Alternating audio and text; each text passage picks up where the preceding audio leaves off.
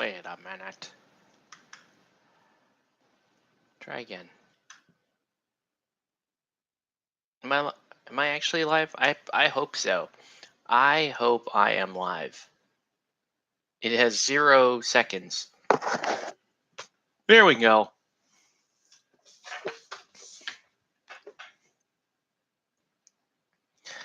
Hey, what's up, YouTube? Welcome to Play Painting Live. Welcome to another one of these. I'm just getting set up here, so we're going to start the painting in a moment. Okay, let's go ahead and stream some live content. Hopefully, you guys are enjoying your Monday. And I say that on air ironically. I mean, I do hope you guys are enjoying your Monday. So we're just gonna go with that. Sure, why not? And before we actually get to the painting that we're gonna be doing tonight, first off, let me go ahead and share.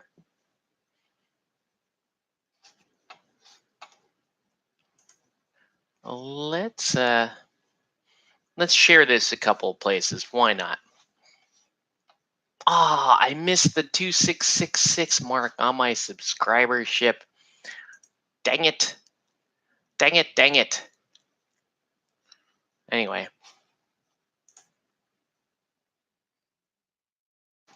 Let's go ahead and share the stream status. Bad? What? You're not receiving data at a fast enough rate? Damn it. Is it still bad? Is it still bad? Still bad! Oh my god! It's still bad? Feels bad, man. Alright. Let me go save this on Facebook. And so I'm just going to start setting this up. We're going to share this a bunch of places. It kind of sucks that you have to start this thing first before we really start doing the things. Okay, so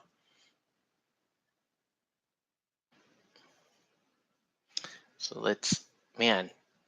Also, it would be great if this computer that I'm sharing on would be a little bit faster.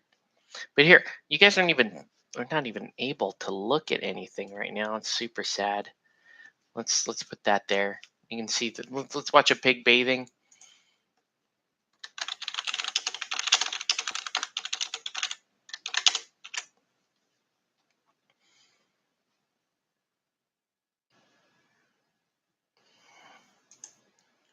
Does that even work? Wait. Let's delete this page. Let's delete that. That's not the right. That's not the right thing. This is the right thing right here. All right. And let's try that again.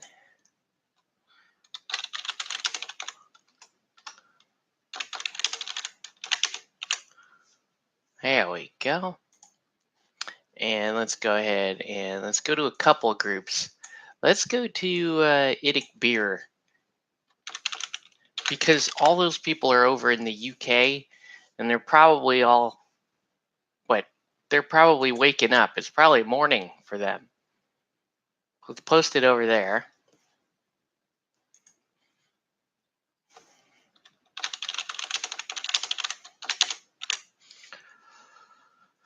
All right, let's push that there.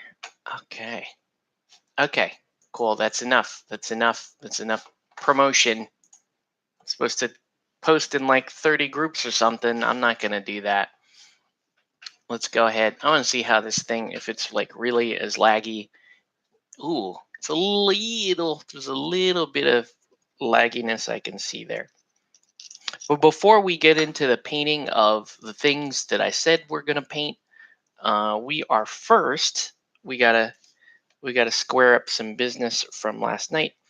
Namely, I have to go and seal up all the stuff, all the farmer stuff that we painted. So let me go ahead and do that.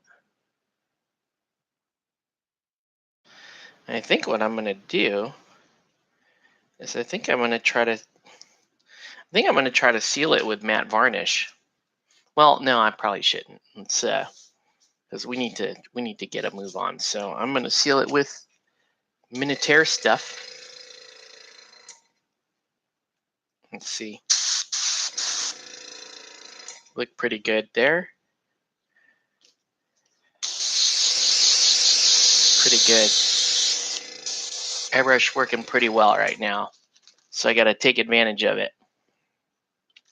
All right. So throw a little flat coat in here. We're going to see how many of these bad boys we can seal up.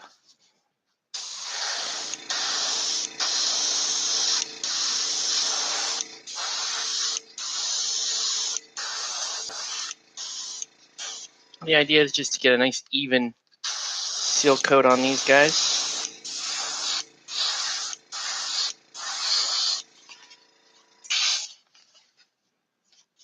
Who knows? Like if I am planning on selling this team, but if I don't get a seller for it, whatever, maybe I'll play them for a season. Who knows? Or I'll probably just sell them at the start of season 4. But let's get these guys all sealed up and squared away, so we can move on to tonight's subject. I actually did have half of mine to build tonight too. Hey, what's up, Congo? Let me take a break from 40K. Will Forge World release my favorite character in their little boutique series? Damn them and knowing your favorite character.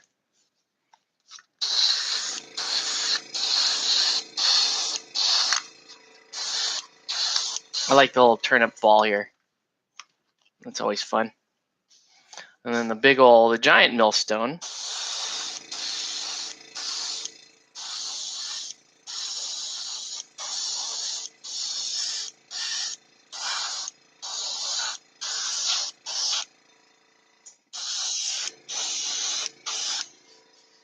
Make sure I've got everybody correctly. I actually want a little bit more. My Infinity stuff should ship soon. All right. We're going to seal these bad boys up. Okay, that's one slimy looking pig in there. So we are good to go.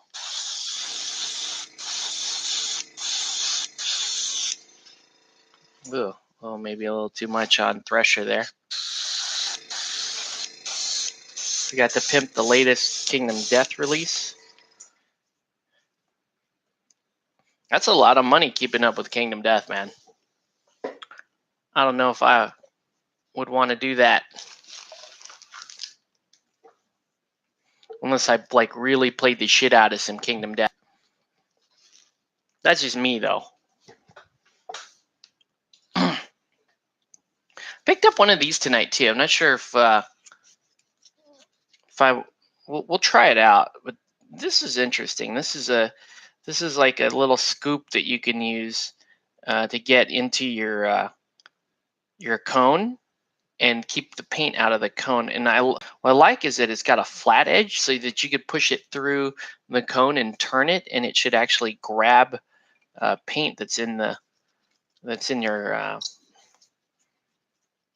your nozzle. That's pretty good. Let's see how it goes. Let's put all these farmers away.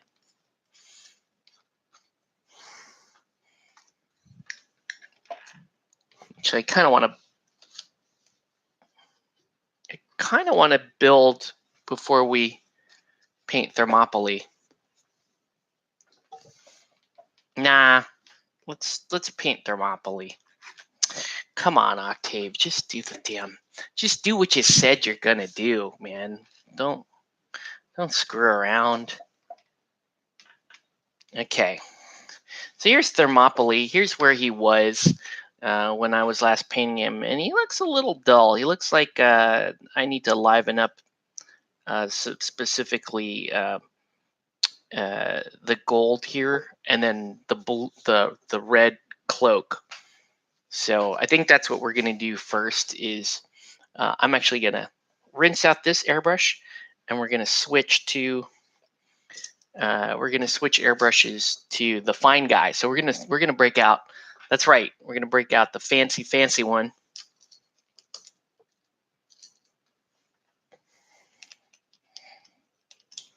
You doing any painting tonight?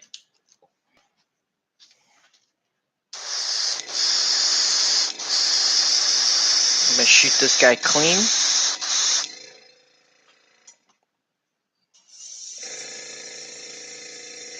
You don't buy a KD Mini every time he puts one up? Well, so you're not burning money every time he puts up a new Mini? That's cool. All right.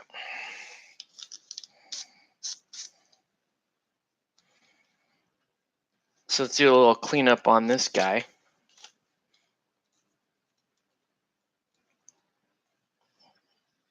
Built stuff yesterday, ran out of stuff to prime today. Yeah, I'm still gearing up for that Arcadia Quest commission. So right now, like whatever I can finish personal project wise would be awesome. Let's try this. Okay, so here's the nozzle for my Harder Steenbeck. And I already did a pretty good job clearing this out, but we're gonna try this new, we'll just call it, we'll call this thing the ice pick, I guess. So apparently what I should be able to do is kind of twist it, turn it, and push it through the nozzle there. You can already see it spit out a little bit of a paint booger, which is awesome. That's what I was hoping it would do.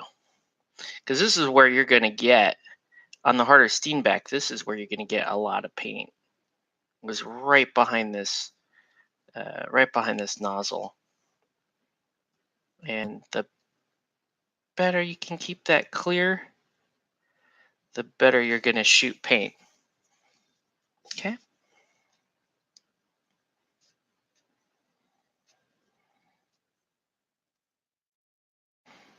Okay. So I hope you guys are having a good Monday evening. Long Monday, man. Long Monday. Could have been longer for me. Had a meeting that was supposed to run till about 5:30 in the evening. And luckily that got canceled for now. So I'm safe for now. But I know that that's coming eventually. And there's going to be kind of a mad rush this week trying to get work done before the Labor Day holiday. You gonna try to prime if stuff isn't too humid? Yeah. It's been very humid out here in California. Just kind of muggy in the mornings and stuff. Look at that. There's just all kinds of little gunk back here. Like it's like I could do this all day.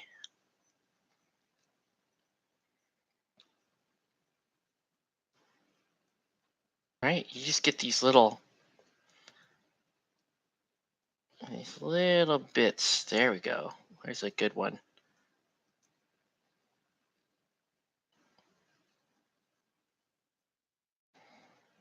There is a good paint booger there. And I guess you can just keep doing this until it stops coming out.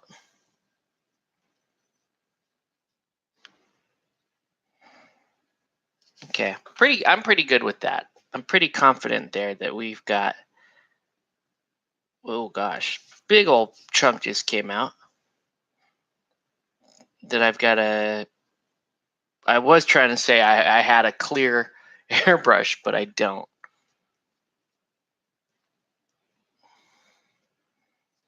All you gotta say is this tool is already worth it. It's already cleared out a bunch of crud that would have taken me weeks to try to get to.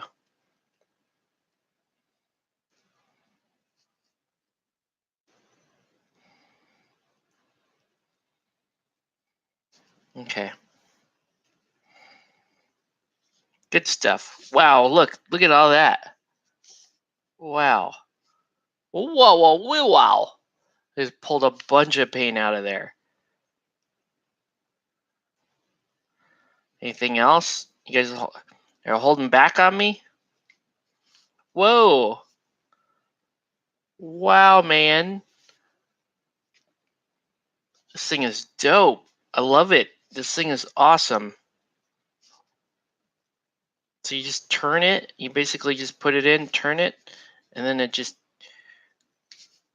clears out this whole thing. That is hot, man. Gotta love the ice pick. All right. So now let's put this bad boy back together. And let's get to the airbrushing. Okay.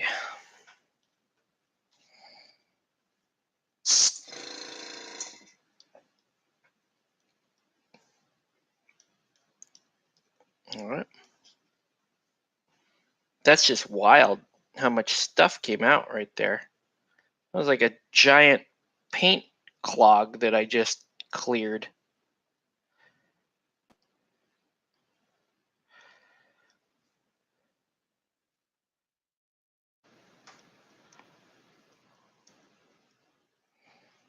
All right.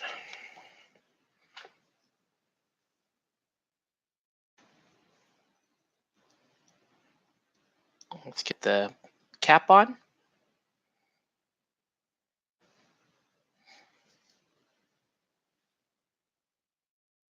Wow.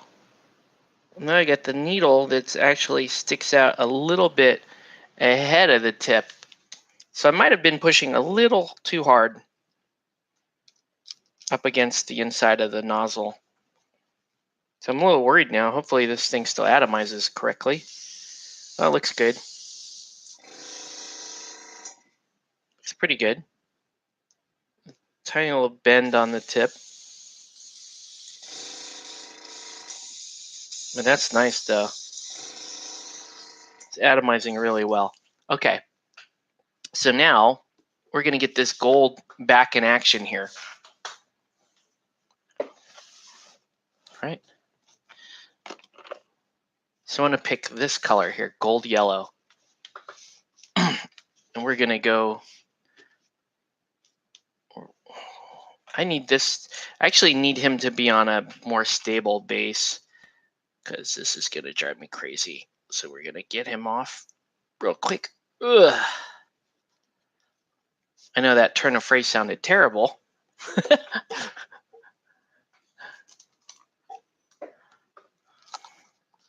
All right.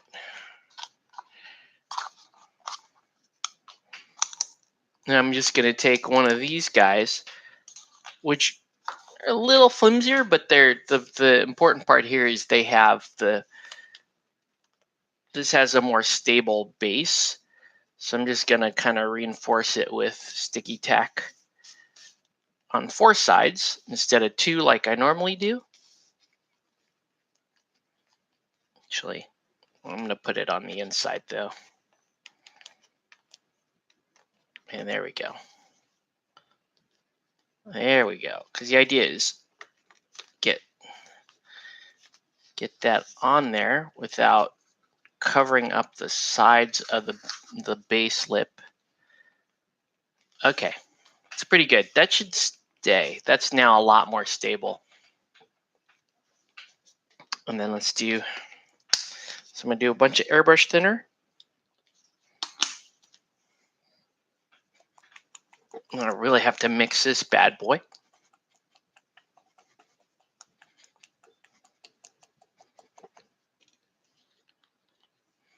I don't even know if that mixed well enough.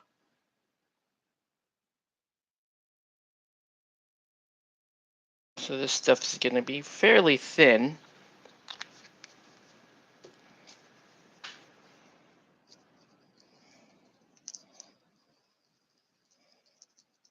And let's see how it goes, see if it atomizes properly or not. It should.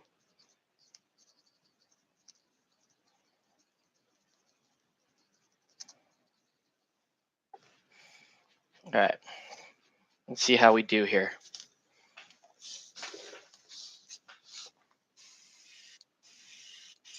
That's nice. Okay. So the idea here is kind of build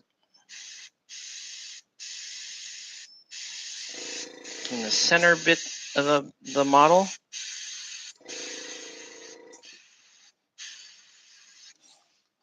Right?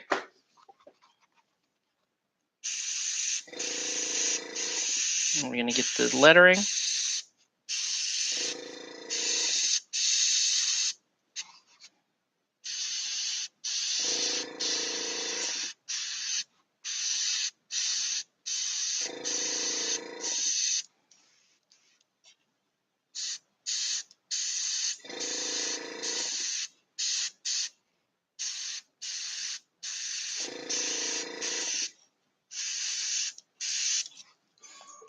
All right.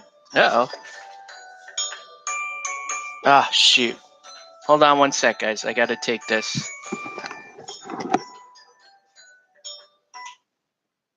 Hello? Hey, Octave, it's Bernard. Hey, what's up, Barney? Hey, I just let you know, Dad, we took him to the emergency room. He's been getting, like, black bloody stool, Okay. and his blood counts have been low. He had to leave the Philippines early, too. Oh, wow. And, yeah, so he came in today, and I told him to go to the hospital because he said he was bleeding in his stomach. Mm-hmm. But he said, no, I'll go to the doctor tomorrow. So I left him at home, and then he called me about an hour ago saying that he's getting dizzy and lightheaded, he's getting chest pain.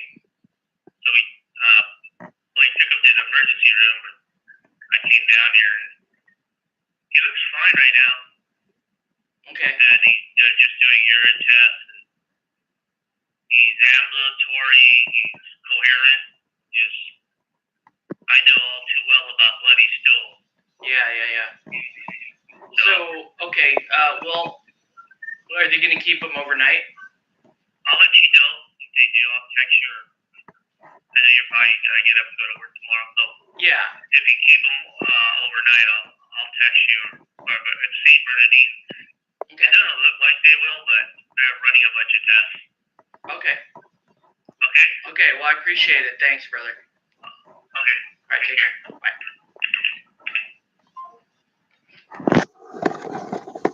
Okay. All right. Sorry about that. That's kind of distressing news. It sounds like my dad is not doing too well. We'll keep an eye on him.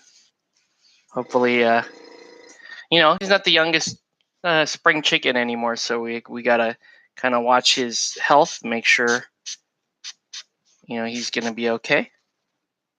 So we're just gonna kind of keep an eye on that. Okay. Anyways, if you're just joining us, hope you guys are having a good Monday evening. Apparently mine has not been very good so far. We'll see how. But yeah, that's, it's just one of those things. It's like when you get older and I've already lost one parent a couple of years ago. So I don't know. It's like you kind of prepare to for the worst with your parents when you get to a certain age. So my dad, actually, he came back from the Philippines. So that's the good news. Because if he was over there when if all this was going on over there, that's really that's like really bad news. So I'm glad he's over here. I'm glad he's my brother lives nearby, so my brother can help keep an eye on him. My brother and my nephew, looks like they got it under control right now. We'll find out if if they keep him overnight or if they need if I need to get down there tomorrow. Obviously I can drop whatever I'm doing to go see my dad. So that's good.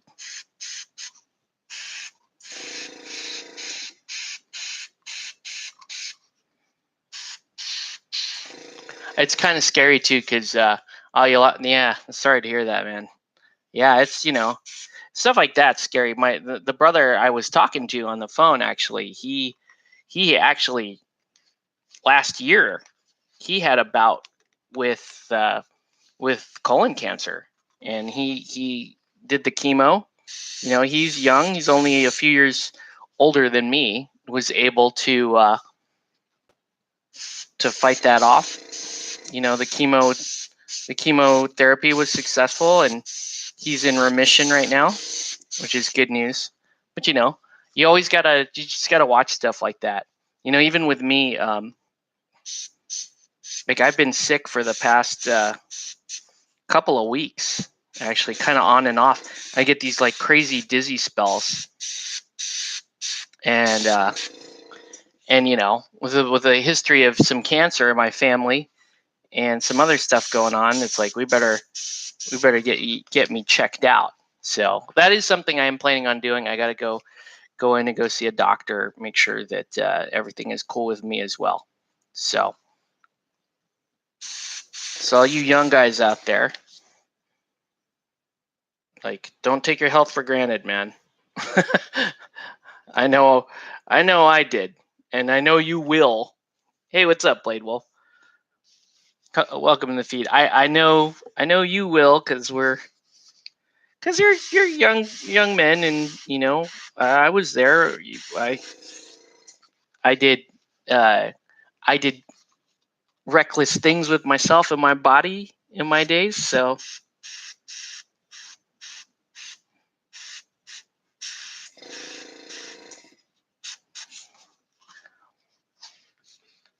I'm just gonna get this armor blocked off, which that's looking pretty good, actually. So before I get too into the armor here, I'm gonna switch gears and start the red.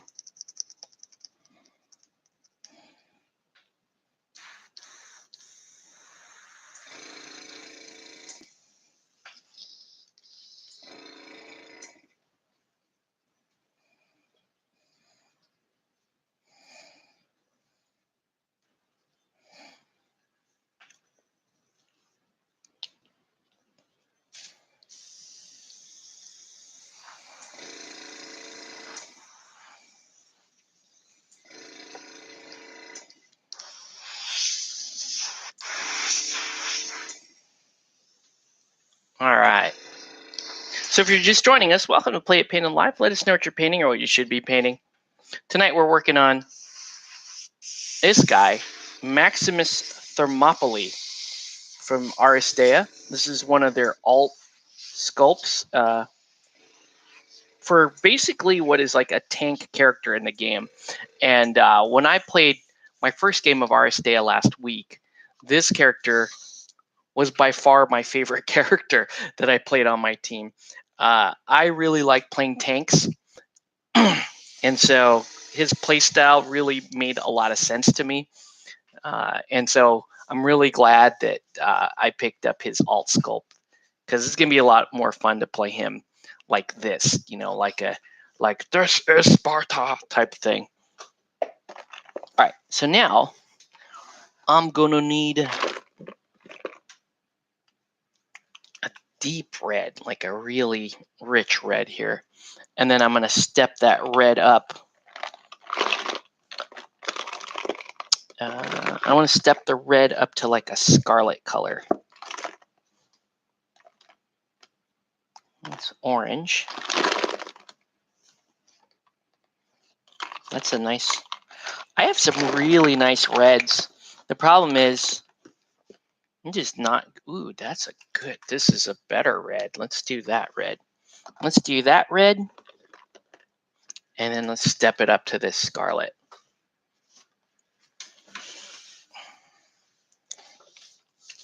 And you gotta love these. You may get this game for fun. It is. I know. I'm not trying to get you into more games, Blade Wolf, but it is fun, man. It is a fun game. No lie.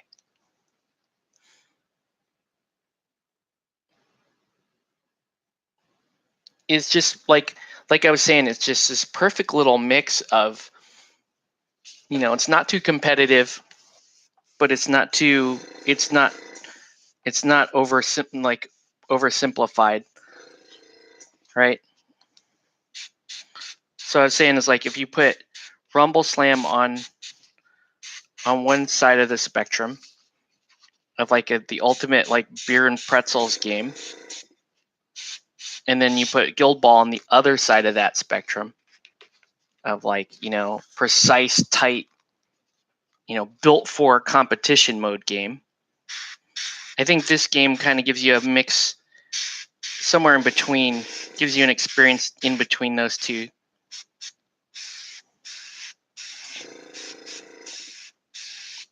That red as an undercoat is hot.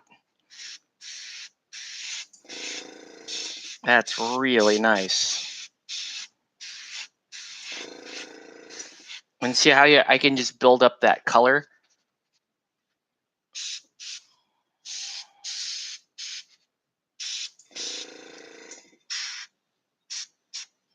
Like the dirty airbrush cheater I am.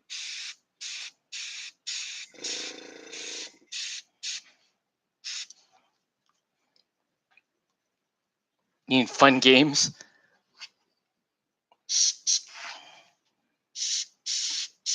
Well, if you want like a purely fun game, I would say Rumble Slam is the game, right? Rumble Slam is definitely like full theme, full wrestling theme, super fun.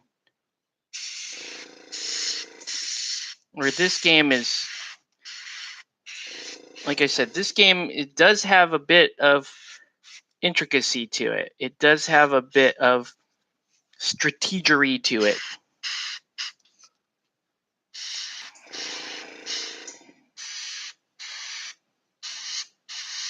Here's the other nice thing about airbrush is I can actually get back in there, like get back underneath that cloak. Like trying to do this with a standard brush this way, probably going to be a little bit of a nightmare.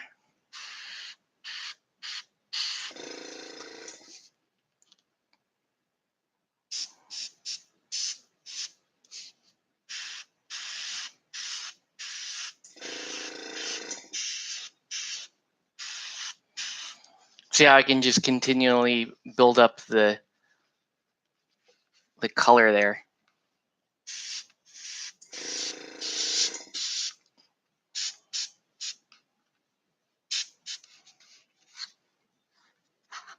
Okay, here's the tough part. Got trying to get this little. No, I was able to get it. You forget how sharp a 0.15 needle is, man. Like, yeah, I was able to get that. Not a big deal. And here too.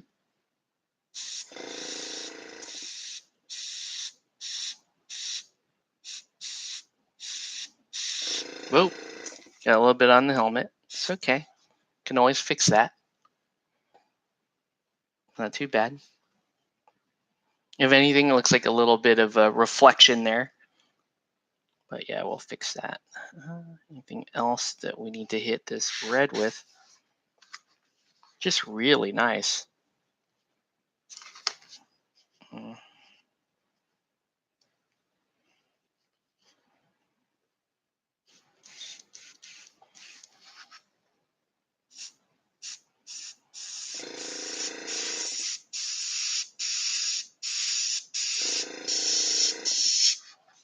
Okay. All right. So now let's go ahead and rinse this out.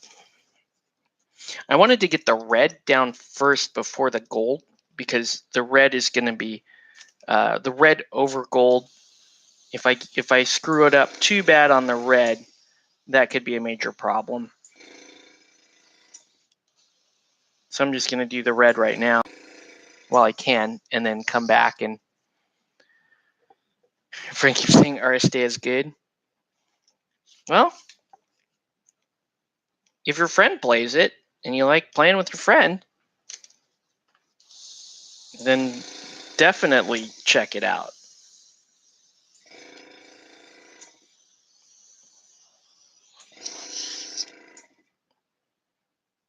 And then, you know, the next time you come up to Orange County and you want a game with me, it's another game we can play besides Guild Ball.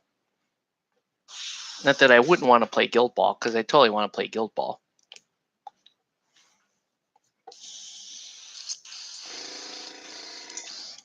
All right.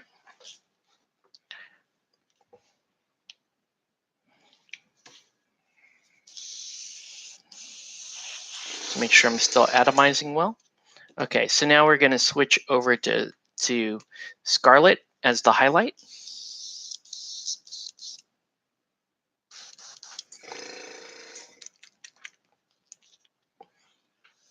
Oh man. So I got my music on still, and I'm in the middle of an annoying song, so we won't do that. There we go. Oh, you guys don't have my music today. I can listen to whatever the hell I want. Sweet. Doesn't have to be sort of not copyrighted stuff. Okay. So we're going to use Scarlet here.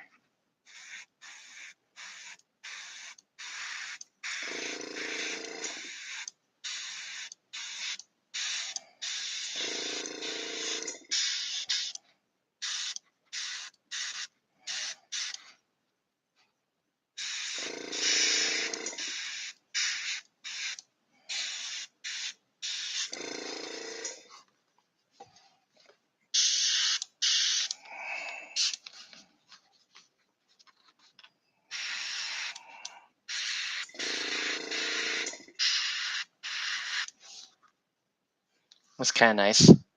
I really like the gold and the red and how those work together.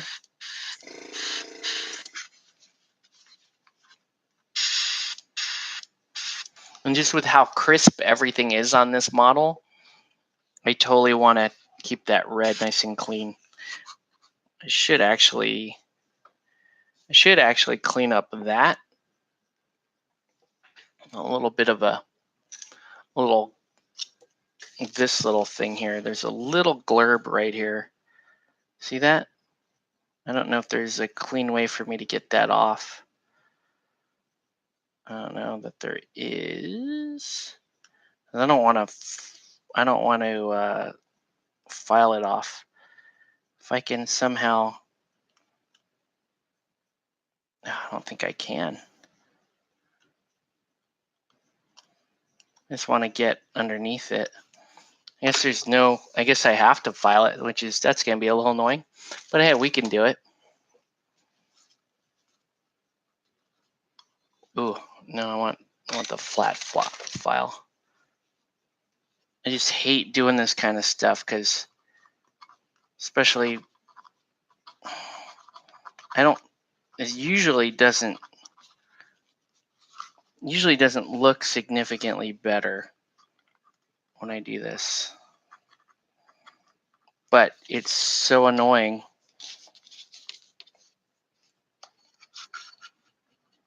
I have to do it this way. I thought I got rid of this when I put the model together, but I guess I did not.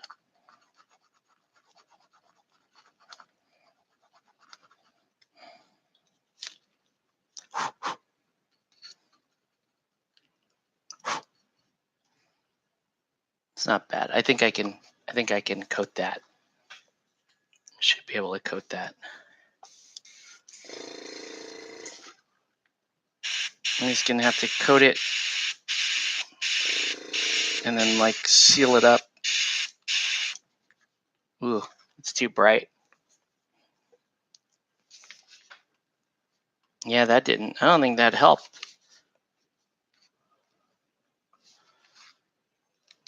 It looks, still has a bit of a gunk on there. You know what? We're gonna stop for a minute and I'm gonna fix that. I am gonna fix that because it's gonna drive me crazy. But I think I got most of it out by filing it.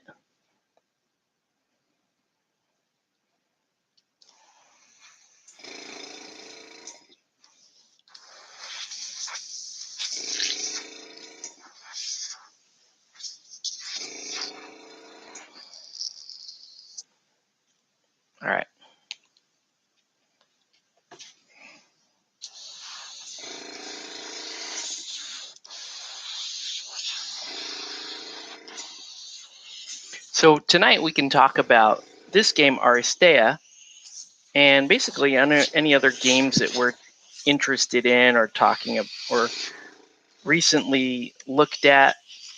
The one thing I was complaining about today on YouTube was Guerrilla Miniatures game did a battle report on Song of Ice and Fire, and I remember, the buzz around that Kickstarter and a number of people asking me if I was going to back that Kickstarter.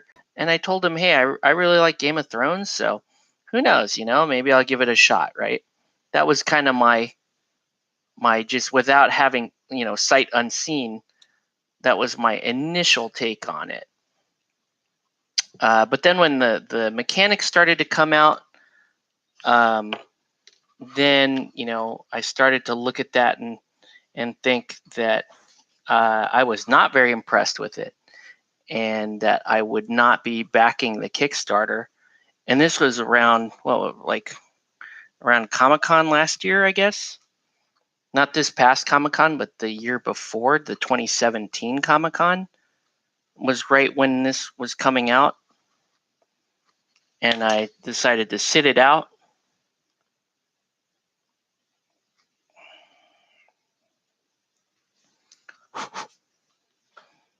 Man, what a horrible place to have flash right on that flat edge there. Let's, you know what I'm going to do is really quickly, we'll switch airbrushes for just a hot second. So I'm just going to put a little smurb. I'm like making up terms now.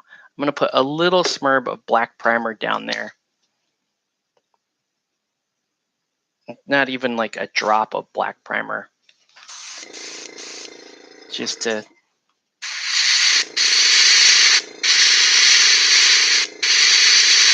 kind of cover up that sin. That doesn't look so bad, right?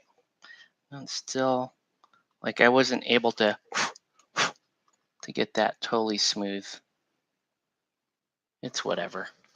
Okay, so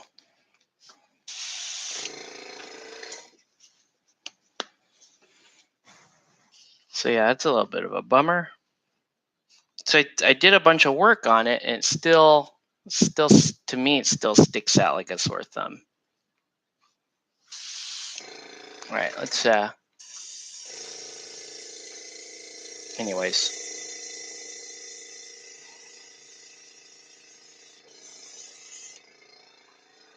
And then just for the sake of expedience, I'm going to do this whole thing out of the bigger airbrush.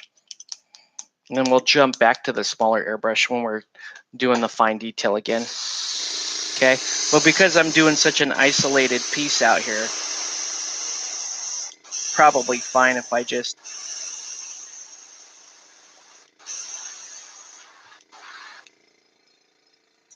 take care of all this here. All right.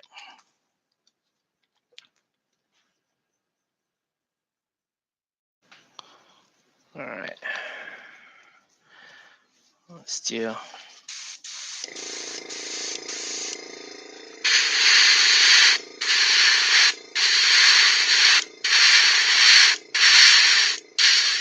There we go. Man, it's still there, still frustrating, but hey.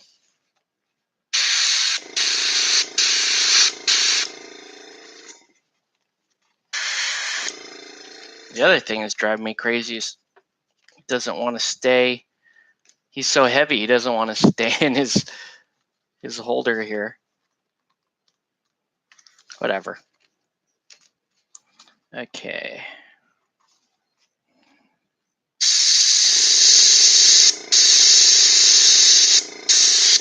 Okay, that's good. Anything else? Let's shoot a little here.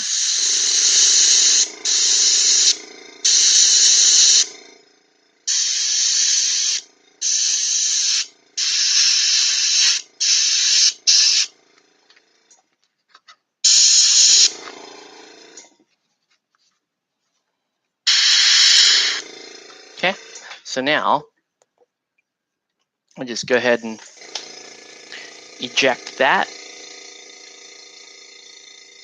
And then I'm actually going to go up one more color in the reds just to make sure I've got a reasonable, like a reasonably visible highlight pattern.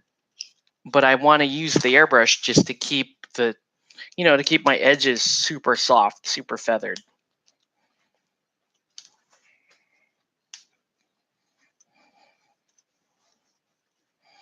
Whoa.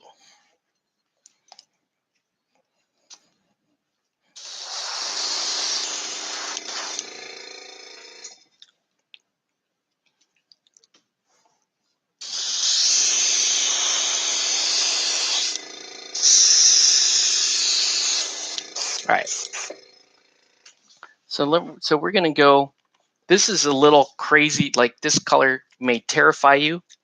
This is actually a really good color to shoot, as long as I'm somewhat careful with it, right? And I only put it on, very select spots here.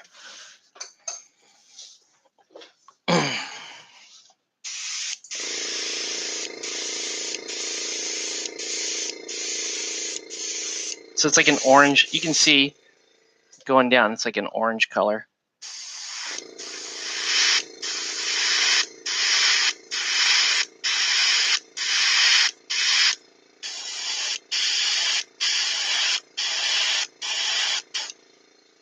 There you go. So you can see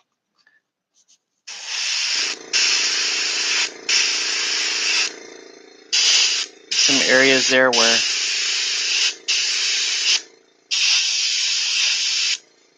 it still looks quite red, but now you can start to see some of the light.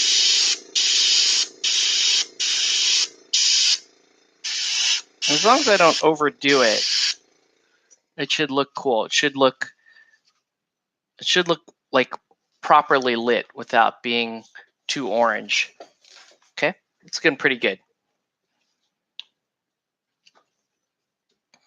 Actually, I may be close to like done with the airbrush. Oh shoot, what am I doing?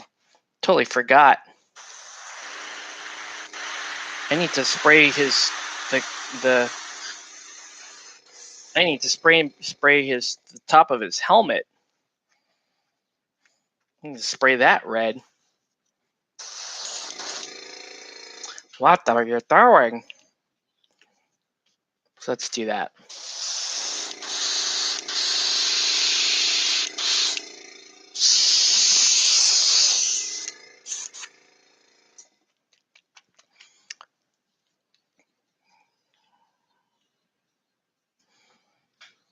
All right.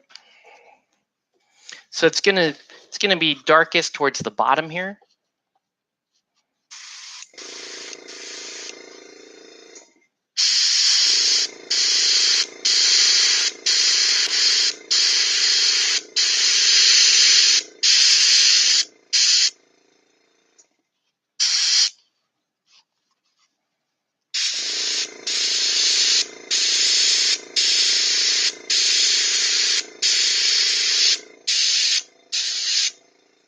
Oh, knew that was coming.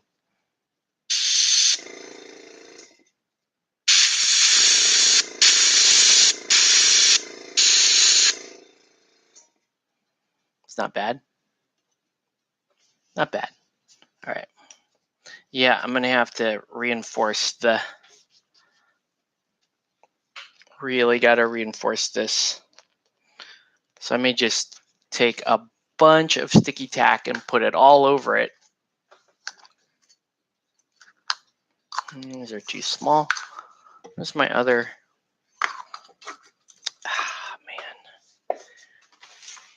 Telling you, some nights are just rough, dude. Here, let's do this.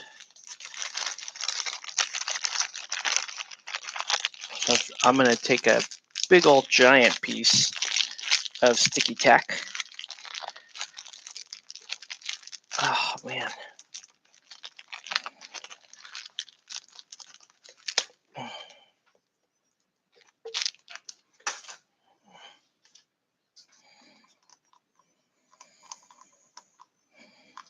All right. So that's pretty well. That should pretty well lock everything in right there. Okay. That feels pretty secure. Pretty happy about that. Okay. Good.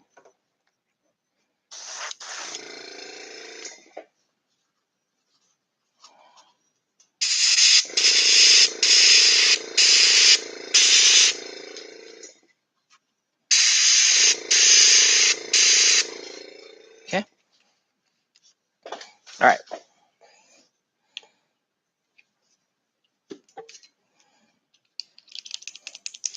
So now we're going to go ahead and switch it over to, whoa.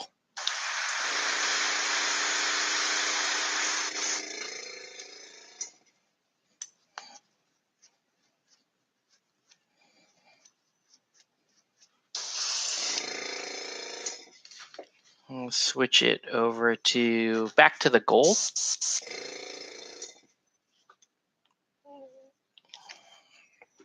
a pretty simple paint scheme.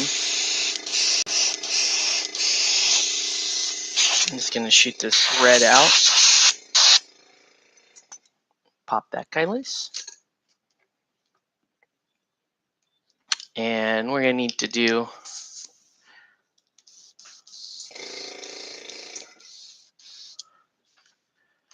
we're going to do a little bit of this golden yellow again.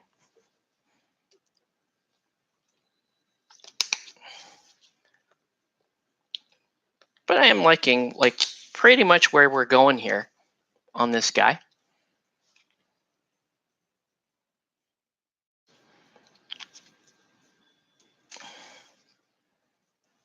Oops. A little bit of red in this color. It's not the end of the world though. It's going to be just slightly more orange than all right, let's get this underway. Okay.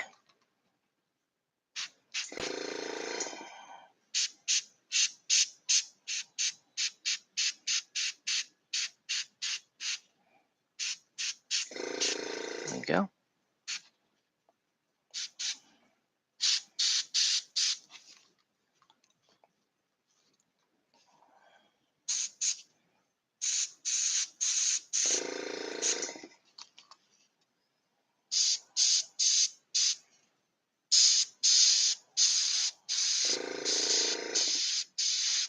I'm going to cut that line there. Looks pretty good.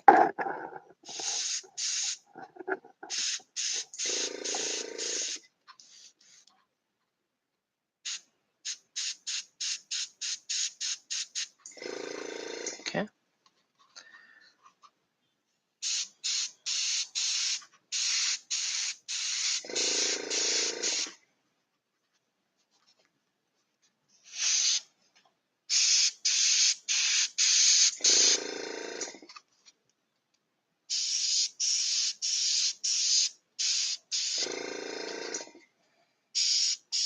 No more work back here.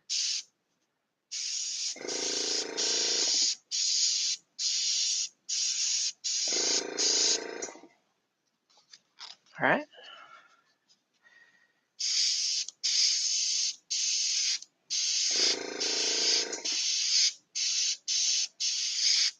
Whoa, almost got a little bit of a spit there. Anything else? I'm trying to look for what else am I missing here? It's like some of the gold on the greaves here.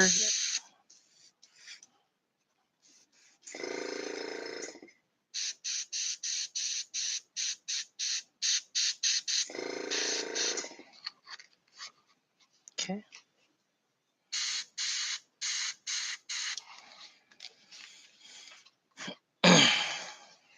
Pretty good.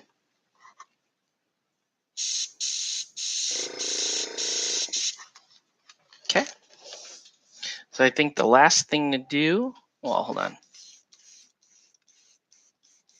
Sure.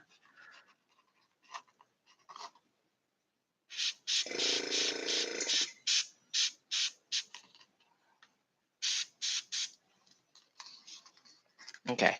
So I think the last thing to do here, welcome back, Blade Wolf, is let's go ahead and shoot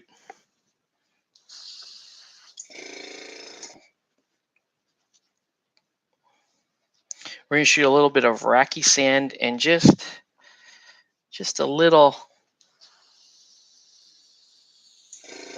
spittle of white on this model. Maybe I should just do white. I could do I could do like not quite white. Probably look a little bit better if I didn't do like an actual white. I think I have a really good color I could use. Let's see what we got. All right.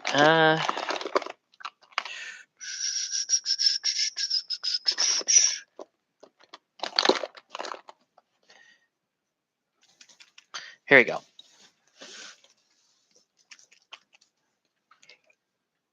Maybe light gray green.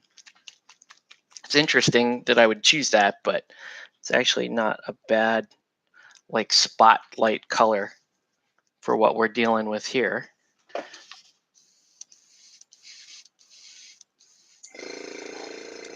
There it is. That's a color. Yeah. So mostly there towards the top.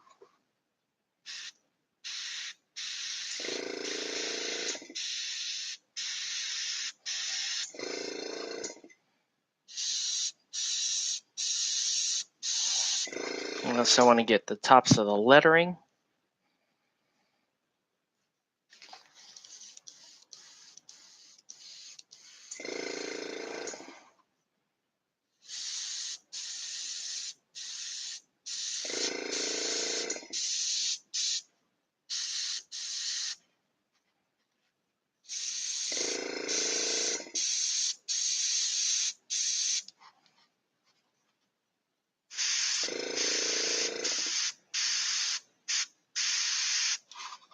A little bit of spit there.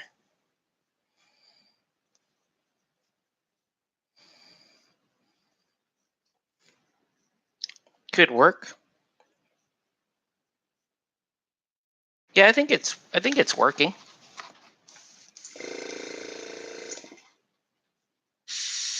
Ooh, just if I could get it to stop spitting. Ooh, that's not good. Yeah, this color is not atomizing well. That's weird because it seems like that color should atomize very well, but it's not. Okay, well, let's just pick another color then. Maybe IAF. IAF probably work pretty well.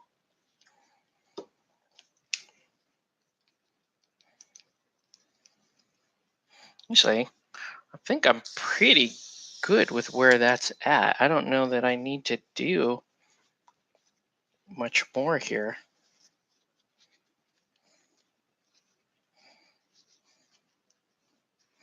Probably more important at this point to shade rather than highlight. Yeah. Thanks. Yeah, let's shade instead of highlighting. And the way we're going to do that is I'm going to put some, we're going to throw some sepia ink in the airbrush.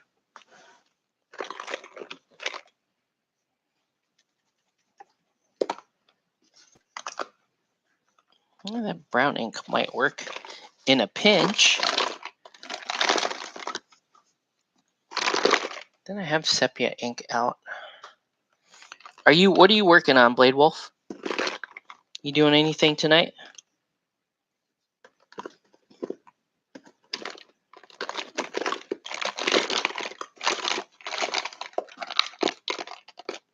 Bah. I don't see shit in here. Where is my sepia ink? There it is. Let's see if I can do this without having to thin it. You're not working on anything. Good for you. Take a night off, man. All right. So I'm just going to thin the sepia ink with just straight airbrush thinner because I like the color and I don't want to. I want to soften it a little bit, but not too much. So let's get that all mixed up. Kind of had a rough morning where nothing has gone right. Yeah, dude. It's been kind of a rough Monday. All right, so here we go. Yeah, it's not bad. So we're going to use this as the...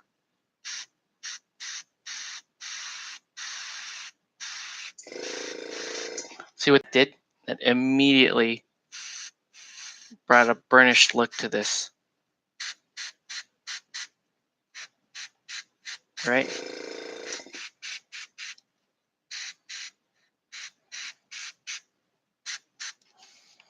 It's kind of nice.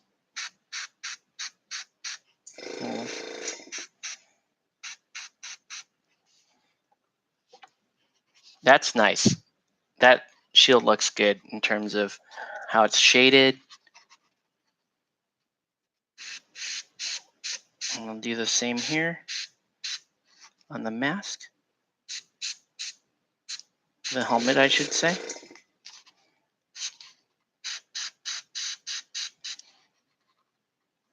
Okay. And then here, you can just use it to kind of settle down the rest of the model. Is it the full moon? That's what Shabbykins was blaming last night too, right? She said the full moon, people are going to be acting a fool today. And I think she was right.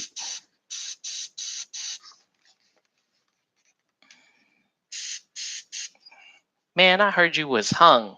Well, you heard right. Little Blazing Saddles humor there. For those of you who missed it. And if you missed it, the main question is, why haven't you seen Blazing Saddles?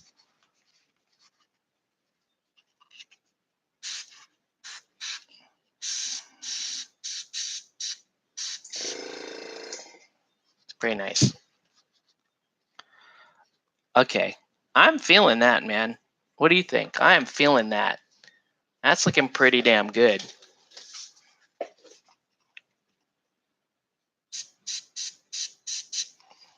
I think I could use a teeny tiny little splotch of IAF, like the tiniest little splotch of it.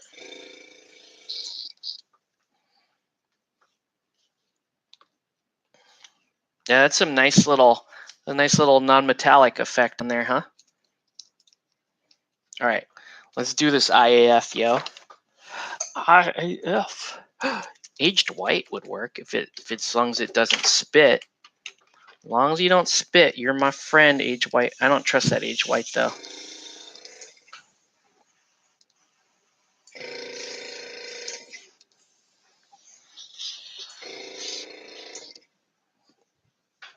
Did a little more work today on my game, my homebrew rule thing,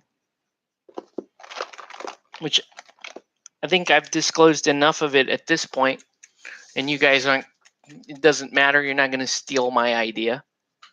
We'll see. I don't think you're going to steal my idea. It's not like shit's like really profitable or anything like that. But the idea, essentially the name of my game is, it's called Battleground Yokai, or BG Yokai. Okay, so it's about these basically these gifted individuals, and some of them are monks, some of them are scholars from like a extremely clandestine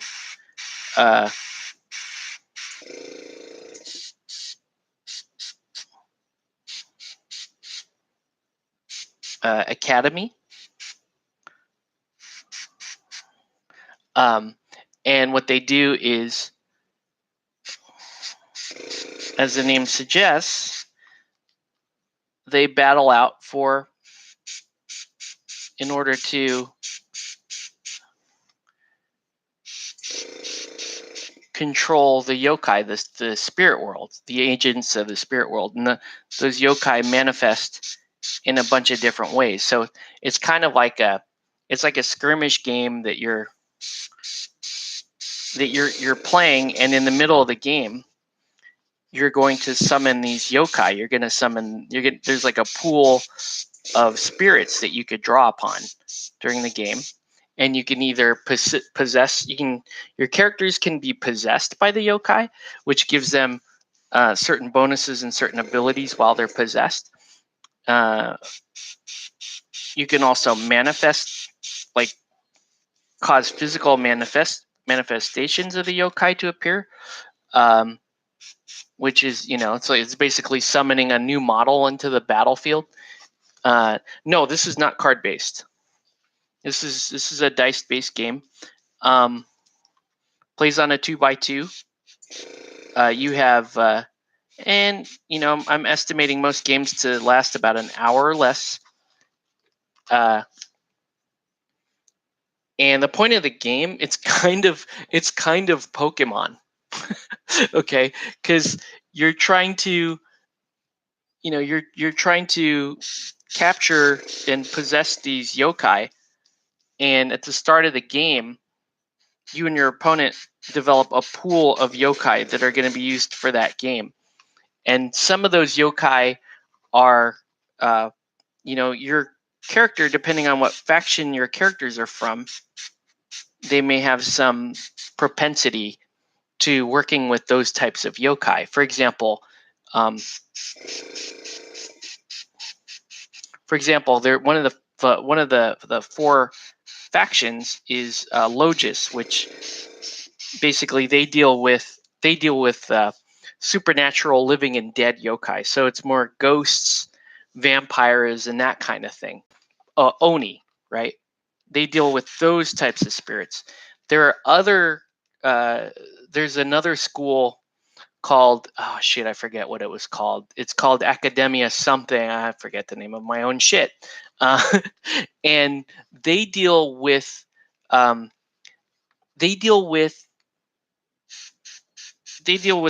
perfection, precision, logic, mathematics. Okay. And so they summon things like machine spirits. This was the academy, basically kind of the anime schoolgirl academy that summons, they would summon mecha, right? So you have that school, you have, then you have they have like, I guess it's kind of like a Carnos faction, and they summon super beings. Like they summon like essentially super powerful physical creatures to deal with, as far as the yokai they summon. And then finally, there is another, the fourth faction is interesting because they're neither like a shrine or they're neither a shrine or an academy. I mean, these are gifted people that may not even realize that they have this connection to the spiritual world, that they have this connection to the yokai. And essentially there are sub factions that are looking to either protect those people. They're kind of like the mutants, if you will. They're like X-Men mutants. Like they're there's factions that want to protect them. There are factions that want them to basically take over humankind, that kind of thing. So that's the idea, right? So you play essentially. I don't give a shit. We're just gonna talk about it, and because it's an idea that I had that would allow us, me and Mark, when I say us, allow me and Mark to field any kind of minis that we wanted to field and just have a fun thematic game. Yeah, there's an animal-based faction. Yeah, that is the Carnatus temple, and they summon. They actually summon. When I say super beings, they're like kaiju. So they summon like large animals. They summon large physical beings like kaiju and anthropomorphic humans and that kind of stuff. So the idea is essentially from a completely practical standpoint, what you're supposed to do is you're supposed to pick 4 human-sized characters that you really like. One might be a tank, one might be a caster, one might be a rogue, that kind of thing. And then you go into like your bestiary, right? Then you go into like, okay, what else do I have that's been in my bag for a long time? Like, okay, I want to field this, right? I want to figure out how do we get this on the board because this is dope, right? So you in the game there would be ways of summoning and or possessing that, and the main way you would do that is at the beginning of the game. Like I said, you play on a 2x2. You have 4-inch wide. You have 4-inch deployment zones that span all the way across, and you're supposed to have a standard game. You have 4 characters, and then you have 2 objectives, and you place one of your objectives in the center of the battlefield, within 3 inches of the center of the field, and the second one you place in contact with the opponent's deployment zone. Okay, and during the game, your characters are going to be taking various actions to try to interact with your objectives or interact with possessed yokai and that kind of thing, and that's going to gain you ki. And when you have enough ki, you can summon your yokai. When you have enough ki, you can capture yokai. And summoning, capturing yokai, that's how you get your victory points. And if you wanted to play campaign mode, all you have to do is at the end of the game is you keep track of the yokai that you actually captured. And those go into the yokai pool at the next game, and they start. You can you bring them to the next game, and you kind of decide where if they're going to start in your cache or if they're going to start in the general cache. So yeah, that's the game. That's like, I just spilled the beans. That is basically the game. That is basically what I'm working on. So I'm hoping it's going to be cool. It's again, my expectation isn't that I'm gonna like change the world with a miniatures game. My expectation is that I get to play a cool game that allows me to field the kinds of minis I want to field, and that's it. There's really no expectation really beyond that.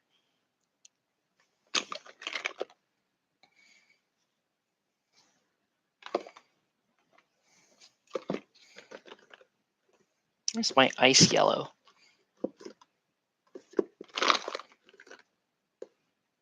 I keep pulling flat yellow. Where is ice yellow?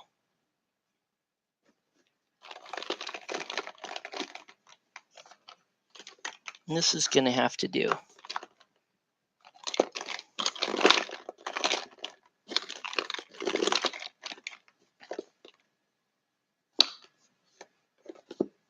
But yeah, so what I was working on today was I was working on the factions, the 4 factions, the 4 main factions. There's actually, it's written out to have, like 16 factions actually at the end of it, but we'll probably never get to that point. And I was coming up with each faction's ability. So in the game, you can pick any 4 characters you like. It doesn't matter. But if you pick, if your crew is made up of 4 characters from the same faction, then you get access to a faction ability and you get access to a faction specific scheme. Kind of like old Malifaux, you had faction specific schemes and that kind of thing. This game would have that as well. So, for example, the Logis, not the Logis, shoot, I forget their name, Mentatus or something. The smart guys, they have transactions where they can, when they're taking a willpower check, which is really important to the game. Like a lot of the spiritual checks that you do during the game are will checks, and if you take a will check with them, typically you can spend a key to re-roll the will check, and if you still fail the will check, you get to keep the key. So it's just kind of it's a nice little insurance. Like, yes, you have to pay for it if it succeeds, but if it doesn't succeed, you didn't lose anything. So as long as you have key in your pool, that's going to be very beneficial to you. The animal faction, like no, it's not hex based. It's actually tabletop. The animal faction, what they get to do is if they spend a key during the maintenance phase, they get to remove stun tokens and injury tokens. So they get a means of healing up during the maintenance phase. Yeah. But because it's 2x2, you only need 2 widgets. You need the 4x6x1 widget, and you need the 1x2x3 widget, and that's it. So I'm trying to make it like as portable as possible, but I prefer widgets over spaces. But it would, I mean, a rule set like this would be fairly easy to convert to if I wanted to make it a full board game, we could do that. No, 2x2. Plays on a tiny little board. The character's base moves are 4 inches, and then you can sprint and that kind of stuff. But it's designed to get you in a fight like almost immediately. Like you're going to be so the games are going to be very, very fast. And the interesting thing is, your characters don't actually die. They get KO'd. They basically get KO'd and they lose a turn. Or they get stun tokens, and stun tokens kind of messes up your AP pool, right? So in other words, like during the turn, if your character starts taking hits and they start taking stun tokens, you place stun tokens on that character, like you'd place it on them as if it was, say, influence, on like next to the piece. Okay. Oop, man, I don't like that. Hold on, gotta fix that. Oh man, I don't like how any of this is really playing out. There we go.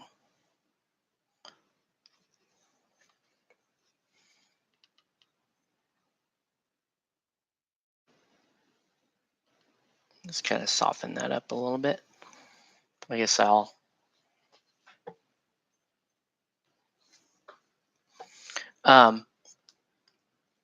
see, larger than 28. He's like 30. This guy's pretty tall. He's probably 35, 40 millimeter model. He's a huge guy. What's up, Albert? So anyways, so when you take stuns, you place it next to the character, okay? And then and at the beginning of each turn, what you have is you stick all your AP in a bag that you can't see. You stick it in a bag that you can't see, and for each character, you draw up to their maximum allowance for AP, kind of like influence, right?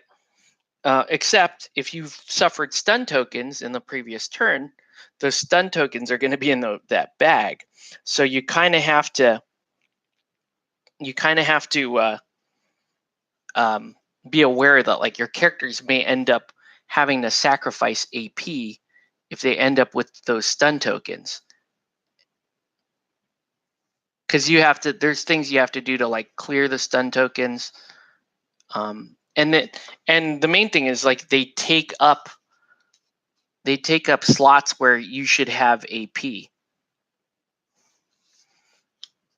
So it's a good idea to clear stun tokens. There are certain characters that can kind of move stun tokens around. That's a really powerful mechanic in the game. You know, that's essentially how healing works in the game. Man, my brushes are not really cooperating with me right now. Let me see if I can. I guess I may have to just wash it again.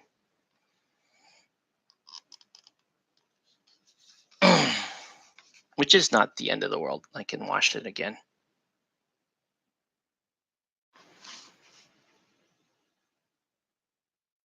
Yeah. So let's just.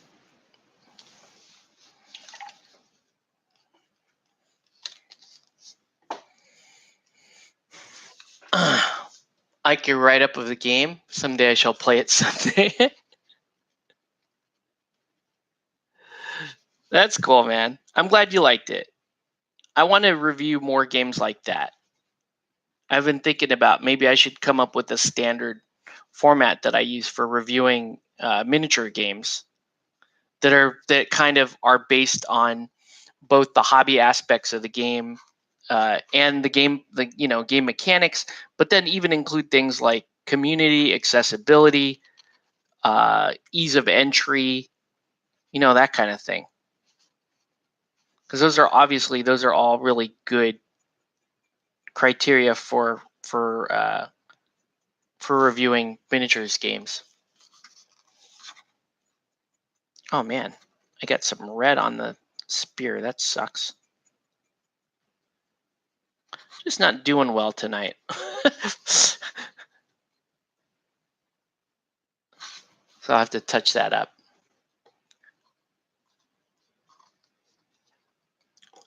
Is anyone talking about Fallout miniature game at CQ? No. One person talked to me about it, and he is no longer a local there. So I haven't heard anything from anybody about the Fallout miniature game there.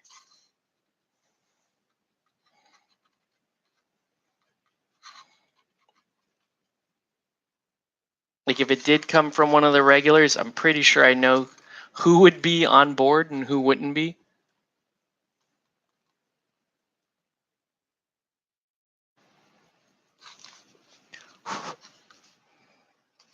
All right, it's pretty good.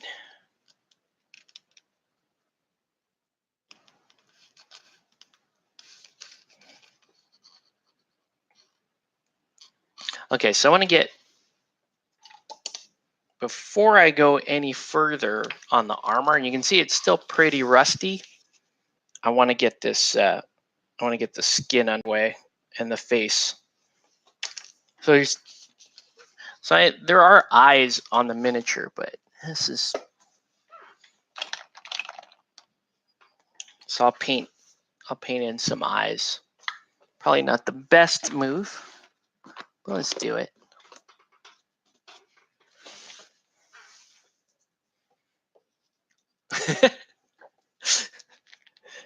Blade Wolf is gonna get Aristeia.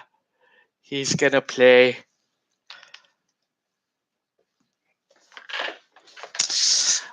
What am I gonna say, dude? It's a good game. No lie. I just think it does a bunch of stuff right that I like.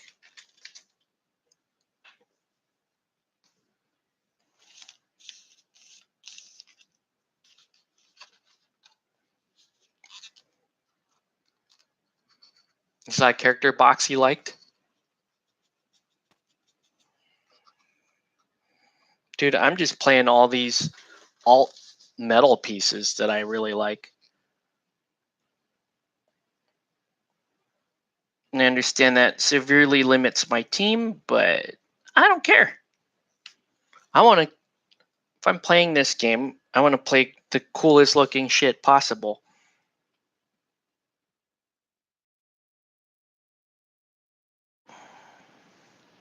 And if I lose every game, at least the characters I'm playing will be fun.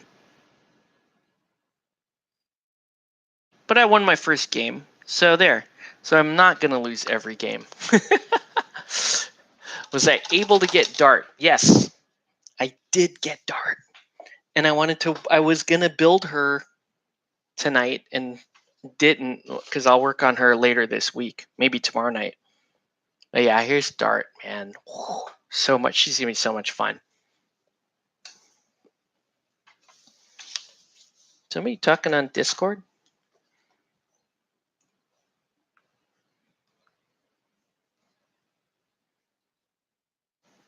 Nope. All right. But yeah, excited about that one. Whoa. What happened to this white? This white is a mess. That's what happened to it. I think it just separated out. Like yeah, it settled out. Oh, what a ugly mess.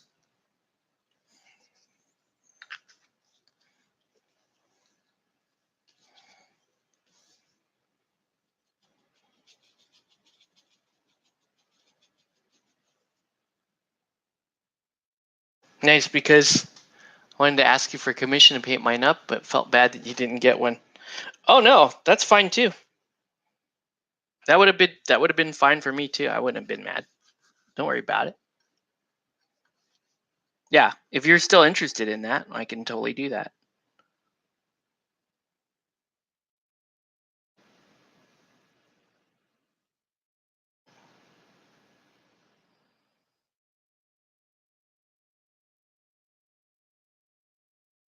You know, with like getting limited edition minis, I never really freak out if I don't get them.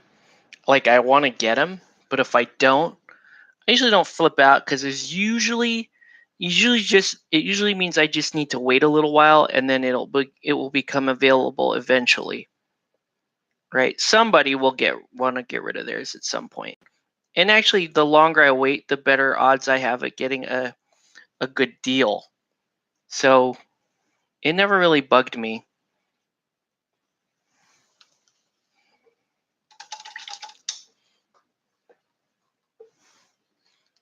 Okay. Yeah, no worries, dude.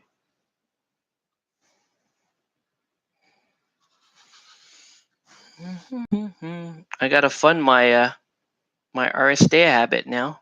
So yeah, why not? Uh,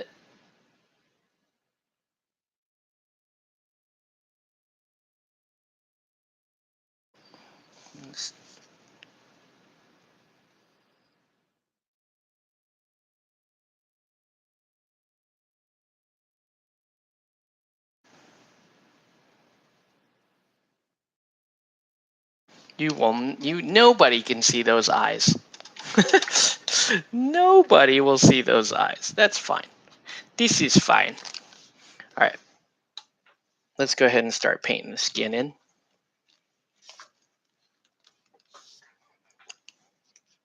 Good news about this miniature is like 3 colors, right? Like if you get the 3 colors down, it's basically done.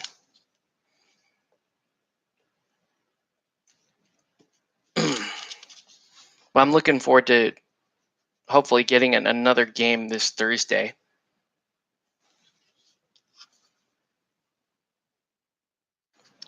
By the way, Albert, I am having a paint day this Saturday. So if you are around, that might be something you could check out if you were so inclined.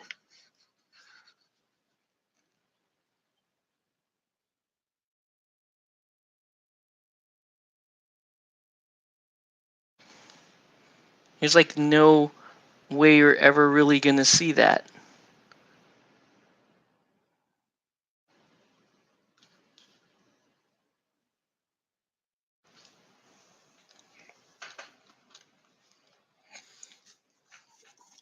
All right. So let's. This guy's just way too heavy to be on a miniature holder. He's going to fall off whatever I put him on. And the amount of crazy angles he has. It's like I love Corvus Belli sculpts, but that's the trade-off. Is like, yeah, you get all these like really cool dynamic poses, but trying to paint those poses with a brush can be very difficult.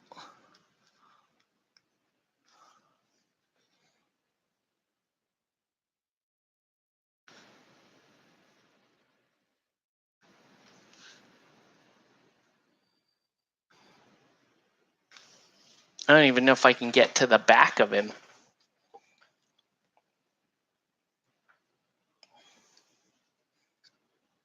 But man, is this dude swole.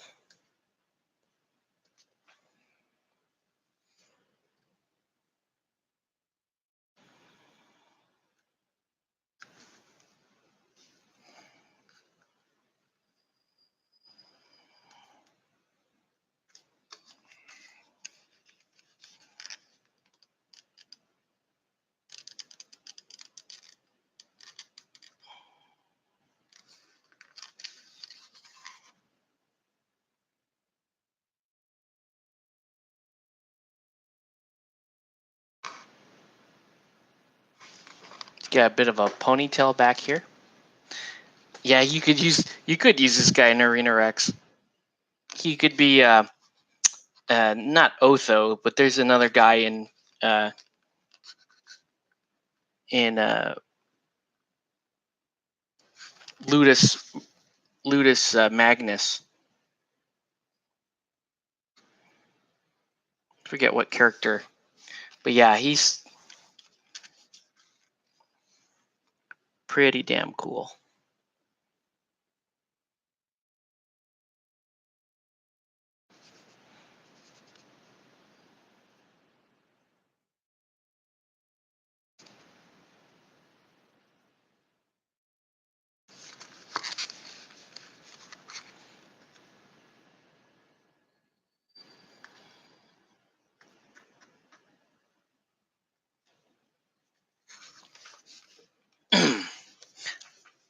I wonder, like I said, I can't even get to a lot of these pieces back here. I think what I'm going to have to do is just paint them all, like paint this whole back area skin, and then come back and paint the straps in. Because I cannot logically get to these areas. Oh man, what a bummer. You see that chip there? Already. Probably just from the model being so heavy that I've had to handle it with my finger in spots.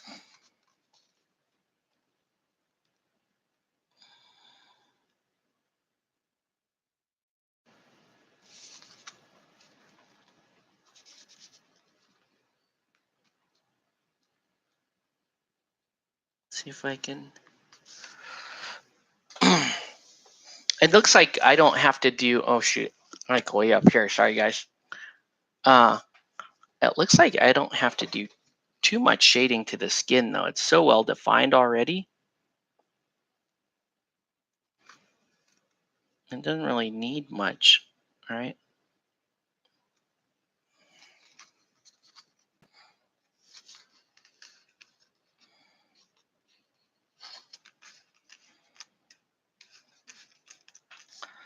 All right.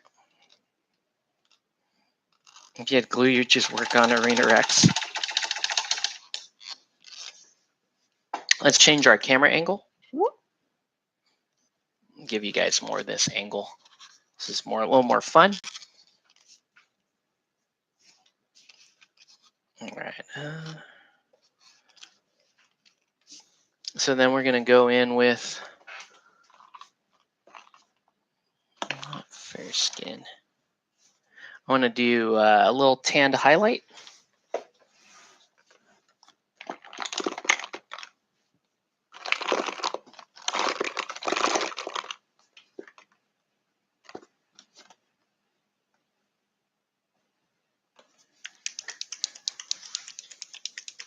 All right. Good night, Albert. Thanks for tuning in, man. All right, so now, yeah, a little tanned highlight.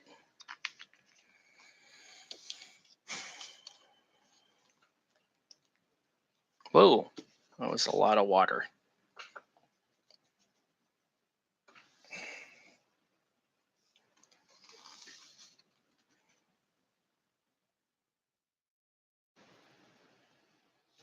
This sculpt is so cool.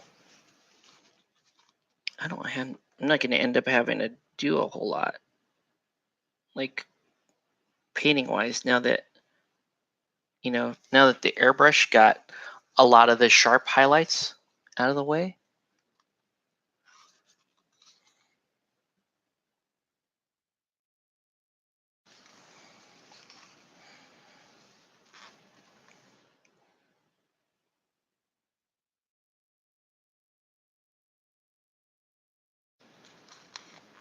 It's cool.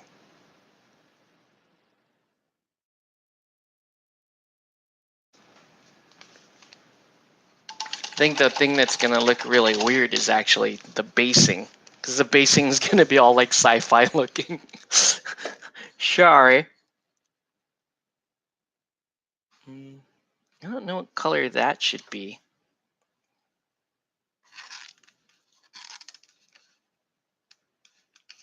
All right, well, let's actually I'll paint it. I'll kind of paint it brown, and then we'll figure out what to do from there. You don't have to go. Well, yeah, but I want the basing to match my other stuff, which is the problem. So that means I have to do violet ink, and then I have to do steel gray and foul green and what was the other color? It's like a light color. Oh, dark. Yeah. Yeah. I'm sorry. I'm gonna have to be it's gonna be weird as shit. People might hate it, but I gotta stick to my scheme here. Now I'm realizing might not have been the best scheme for all these like alts, but it'll still fit the game, right? They'll look cool on the game board together. It's going to be the one thing that really unifies all these pieces anyway. You say ice blue and ivory. Yeah, that's true. I could do something like that, but I need them to match. So, because I'm nuts. That's why. I don't have really a good reason here. But I better get the purple ink down right now.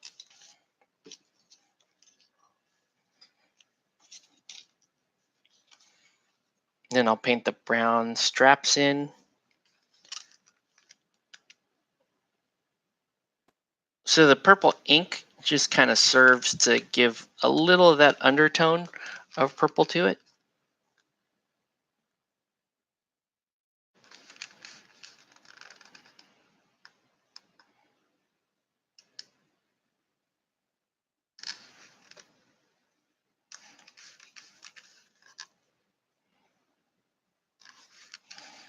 I hated that this model had like an island in it. The first step is acceptance. It should be all right.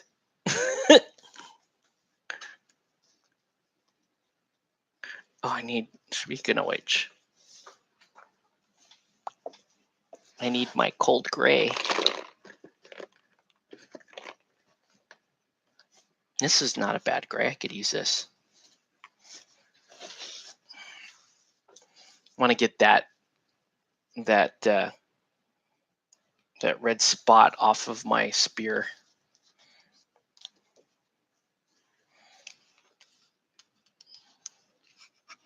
And I can do that with this. I can feather that in. And no one will even know I did this.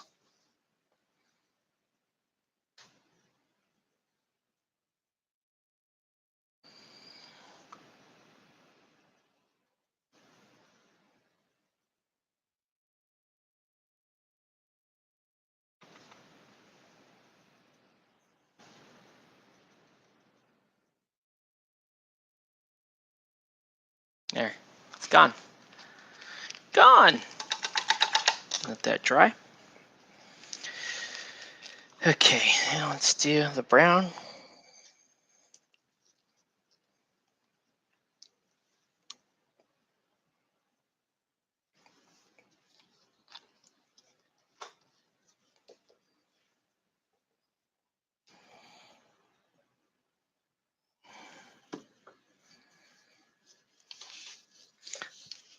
These limited sculpts are so much fun to paint.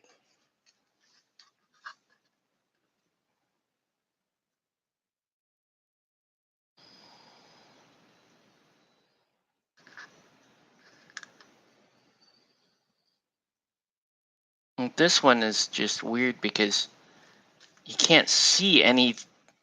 There's so much of the model covered by the cloak and the shield.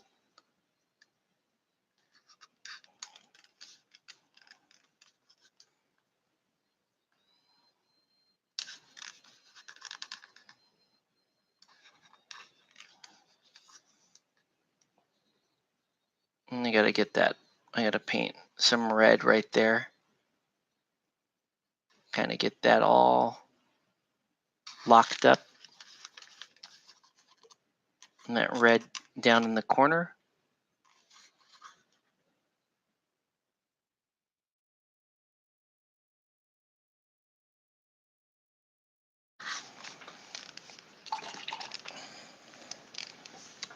And I have a super, super dark red I could use. It's perfect for it. Valkyrie and Hannibal are all I need.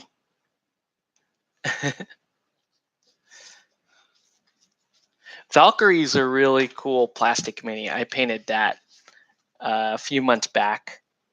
That was pretty fun. But I'll wait for some sort of metal version of her before I add her to my squad. I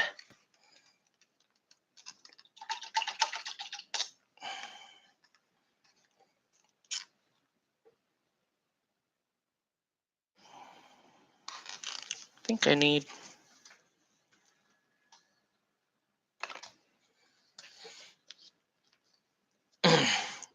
Senior Massacre. Yes. Yeah. Chris played him last week when we played our first game. He's pretty funny character. Yeah, he's a direct Deadpool reference.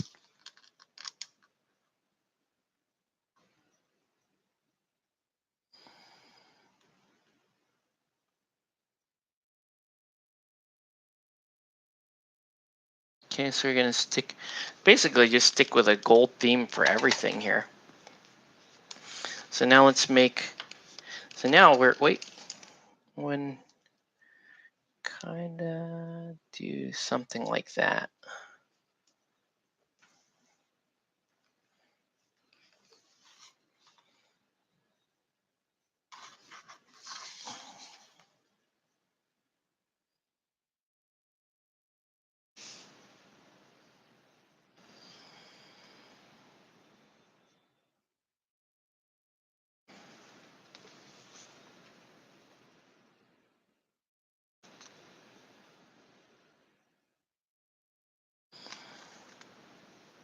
And just get a little bit of this on here.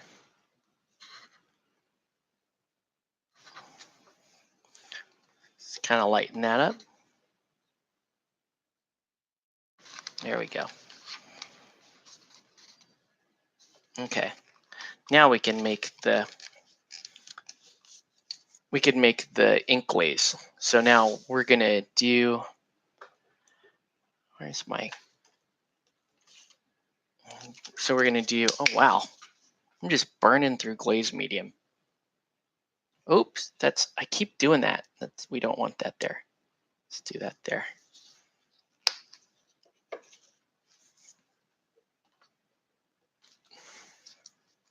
A little bit of sepia. What do I think of the Human Fate box? I don't remember who's in that box. There's a lot of characters that I really like in this game. I mean, that's kind of the draw. The characters are so like fun and iconic, why not?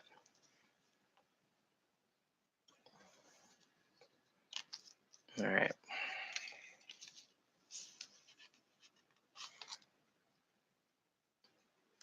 And then hopefully tomorrow I can paint up Dart. That'd be fun. All right. So now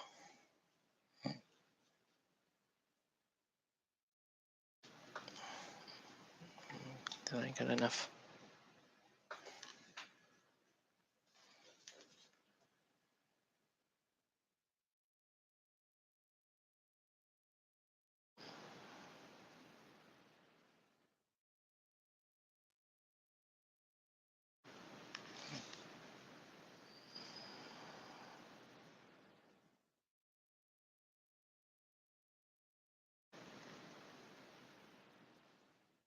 So I know that looks way dark, right? Don't fear. So what you do is you put the glaze down, and then you go back in with a damp brush.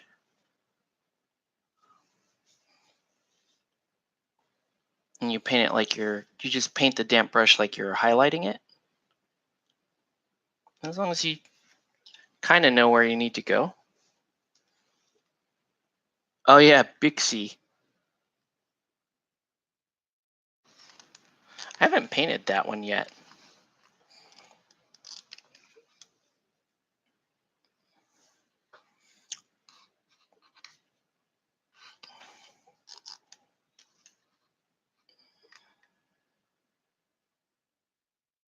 But I love what that does there. You can see how that gives me that really burnished kind of bronze look that I'm looking for the majority of the model.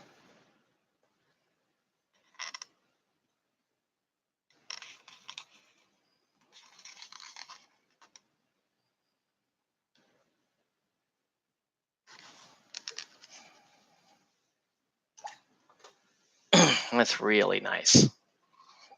See how rich everything looks when they do that? It really kind of ties everything together.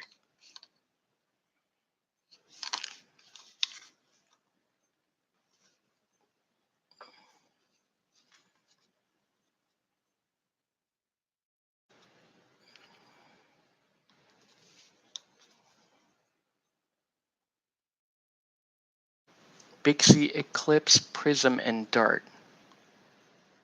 Oh yeah, that's in the human sphere box. Like I said, I haven't painted any of those, so I don't know. And I haven't looked at any of the rules or anything like that. The cool thing about this game is it's like, well, you look at a model and you go, okay, well that's probably a tank. Well, you're gonna be right. That is a tank. It has tanky abilities. Think MOBA, right? And then, oh, that's a DPS. It's gonna have DPS abilities. That's like a speedster, like a rogue type character. Like you're gonna be right. If you've played a MOBA before, you understand how the archetypical classes work. Archetypal, I should say. Sorry. Then you should be in good shape. Yeah, it is an all-female box, which is awesome. So we know Mark is gonna buy that because Mark buys things that are all female. I mean, so simple. It's such a simple paint job. Okay, so let's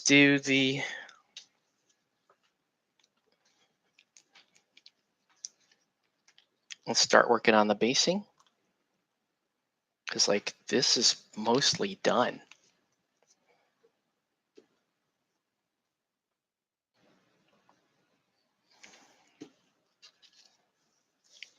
Like that's crazy.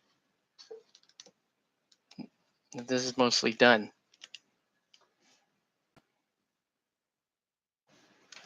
All right.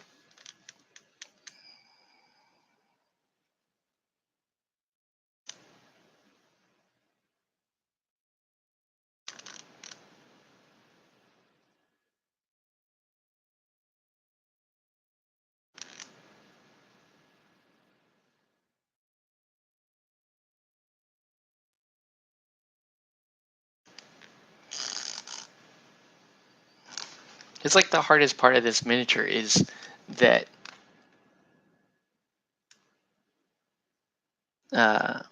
there's so many parts of it that are hidden from view. It's like, how do I get all the angles? It's impossible.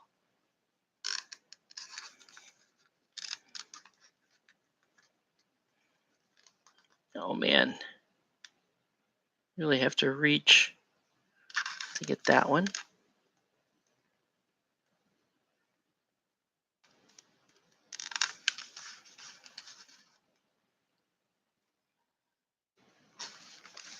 Okay.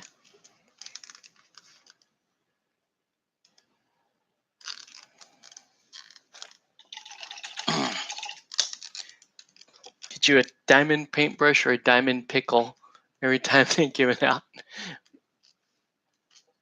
Oh, this one? Nah, this is not.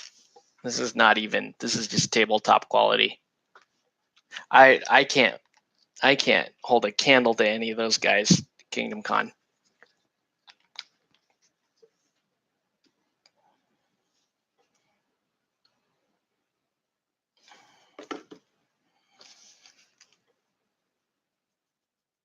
Right? Like I could spend another couple hundred hours on this miniature trying to get it to that level, but is it going to be worth it? Nah.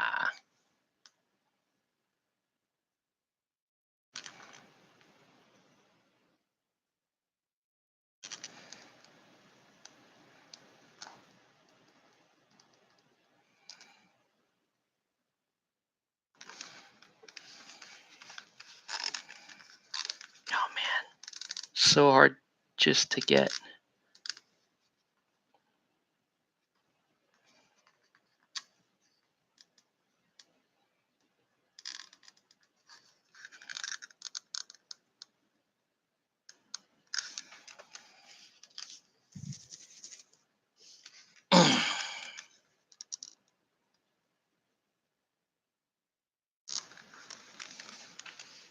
Okay. That way, if you do win, it's like, well, should do it as a goof.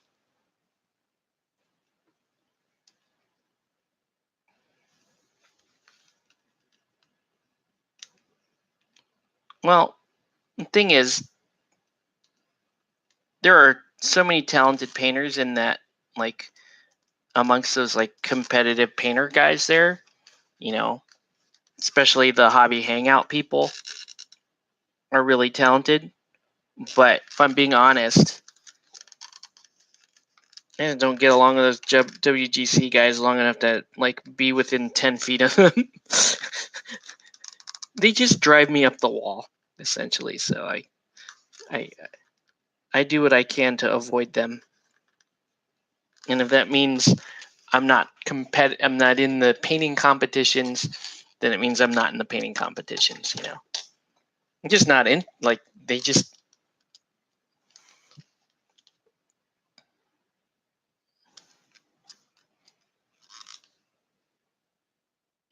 Then there.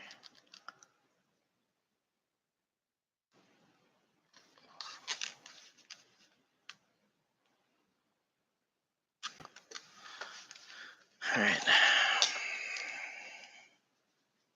So now, I need armor wash. Where's my armor wash? Just put a little armor wash on the spear here.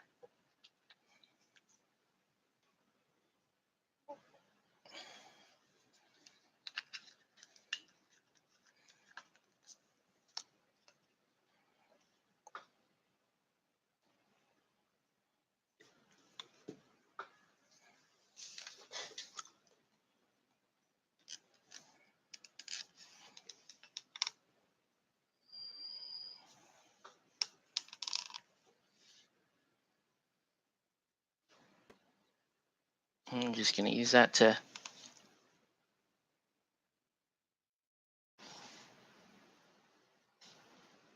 Nice. Right? Doesn't take much to make this stuff look cool. When you have a really good sculpt like this, it's not a whole lot you have to do.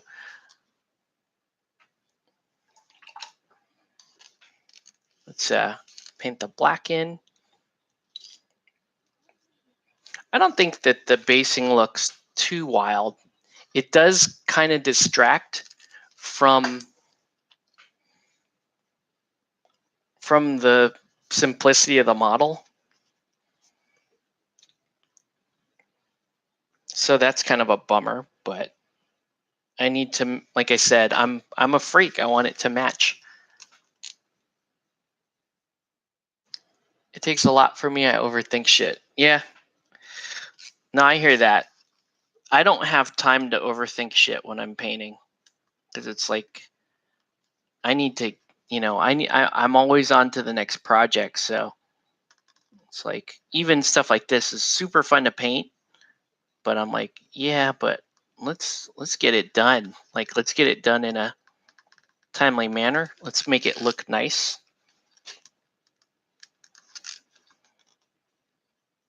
And I found out that, like, if I paint a miniature in an hour versus painting a miniature in 8 hours, the one I did in an hour isn't worse than the one I did in 8 hours. A lot of times, the one that I spent too much time on looks worse. There seems to be like an optimum amount of time for me painting a miniature, and it's something like within 2 hours. Like if I spend like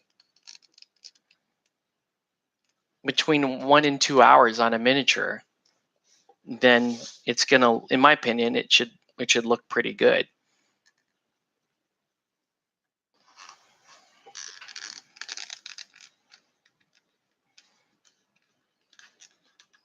I'm liking how this one came out, though.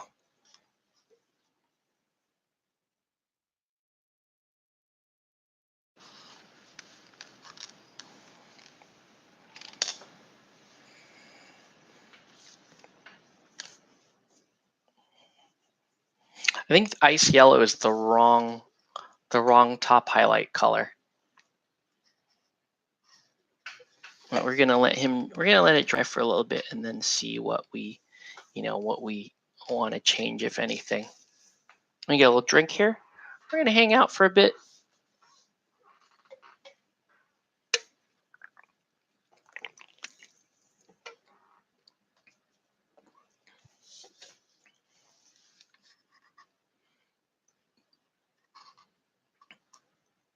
But yeah, like if you look at the timer on this feed, we're right at about the 2 hour mark. And this is right at like where it should be.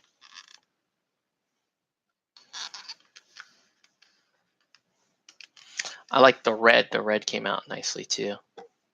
I could shade the red, but I think it'll just dirty it. The only thing I want to do, if anything, is to go through and just edge highlight the gold here. And I think I got the wrong color. I don't think I want to use that color.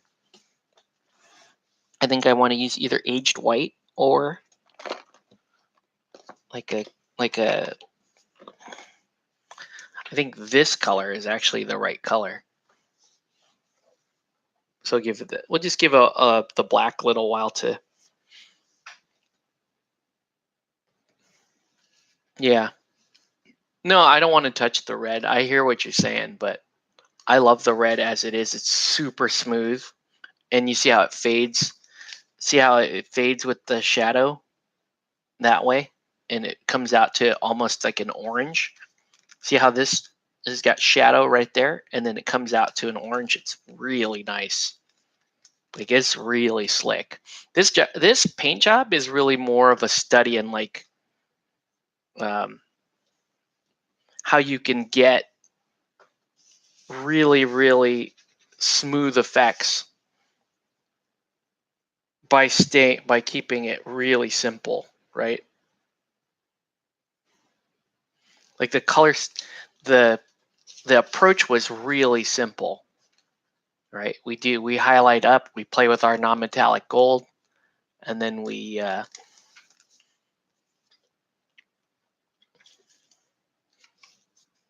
just keep everything nice and sharp and clean.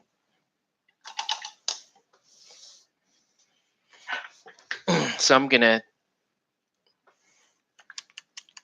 do, I'm gonna make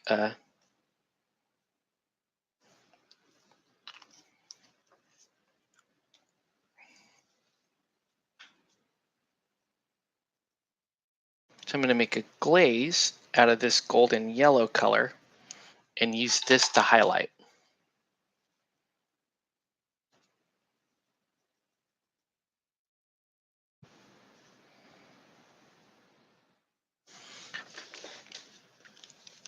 And we're gonna do it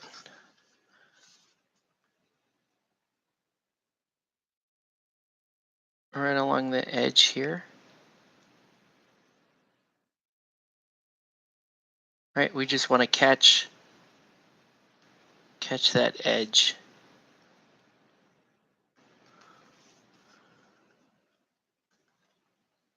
Really kind of make this affect the letter here on the shield.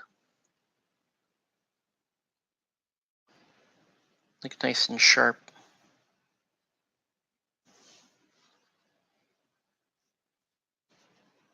So that it pops.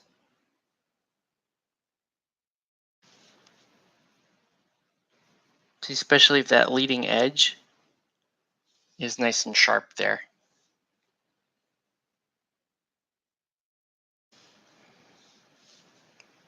And then this edge right here is very important because it helps maintain that 3D effect.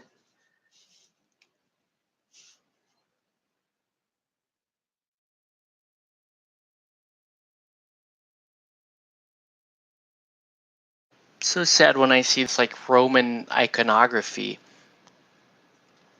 I think of Las Vegas. Yes, this is an alt of Maximus.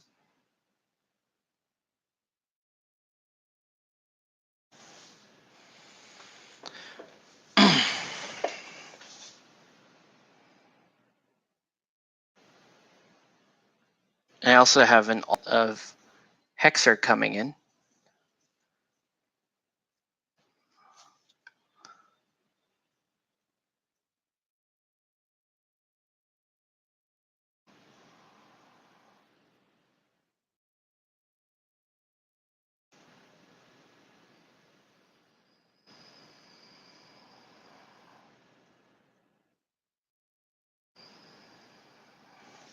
Whoa.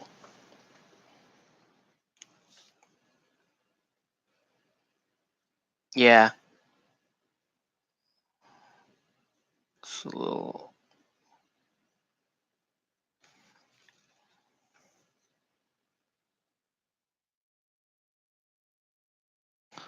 So I'm gonna give this an edge highlight here. Right, anything to make it look sharper.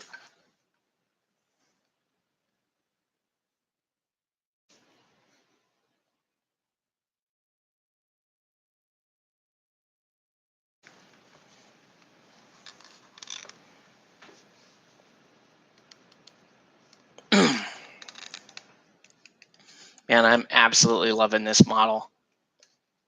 This has been so much fun. This model had been sitting on the shelf at CQ for months, and I would look at it like every week and go, man, why don't I like Corvus Belli more? Why don't I just give that game a shot? And then guess what? I got mad at Relic Knights again. Bought myself another game. But I had promised Chris I would give it a shot anyway. Like, I promised him.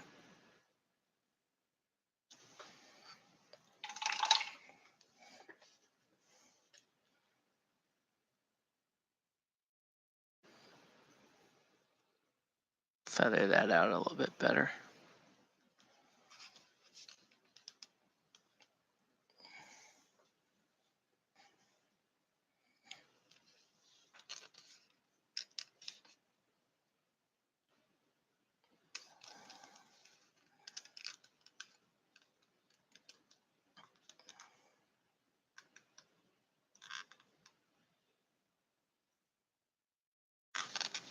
So normally, like if I was in a rush, I would be dry brushing this step. But because we got time here, we're just messing around. I can actually be more precise about this.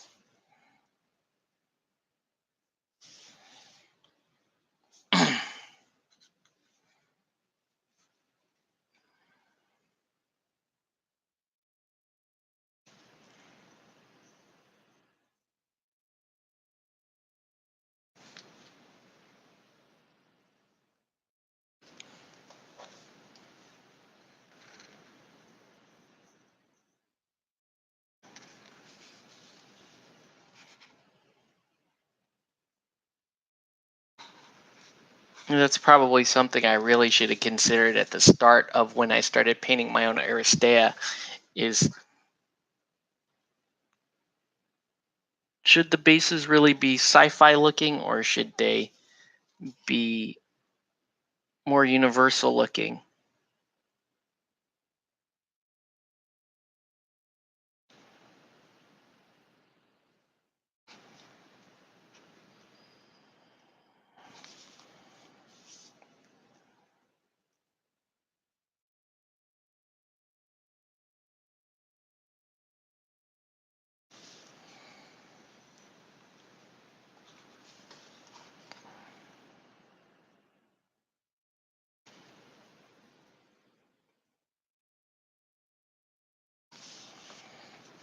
That looks really good, man.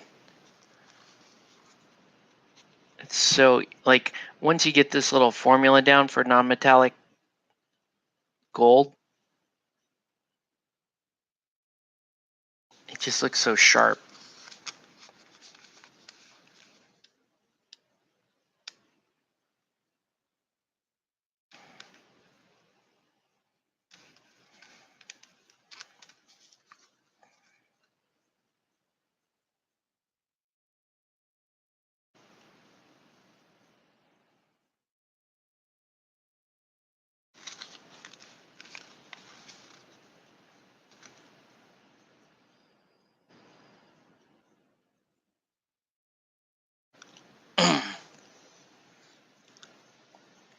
Always sci-fi.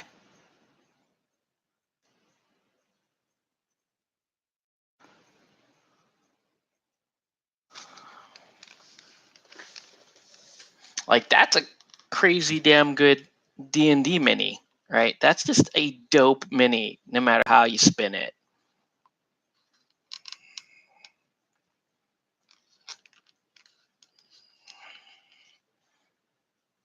Damn. I love games like this, where you can paint just some of the coolest shit you've ever painted in your whole in your days, and really kind of take your time and enjoy it, and then break that shit out and play a fun game, right? You don't have to. I'm gonna paint 30 of these. I'm not, you know, I'm the rules aren't terrible for this. I just paint my one, and it's dope as shit. I'm really fucking geeking out over this, man. This is just a badass mini, no matter how you spin it. I'm gonna seal it up tonight. Seal it up because I don't want this thing chipping on me.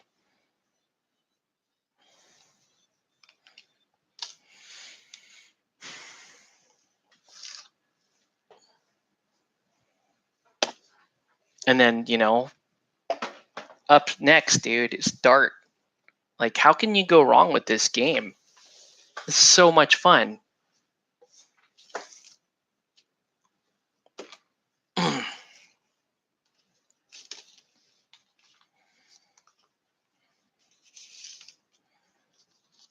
All right.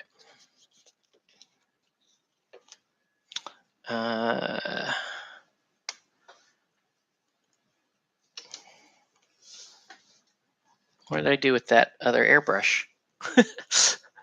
Where's my other airbrush? What?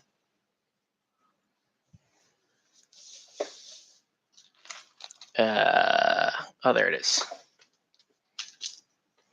Okay. Oh, compressor was still on.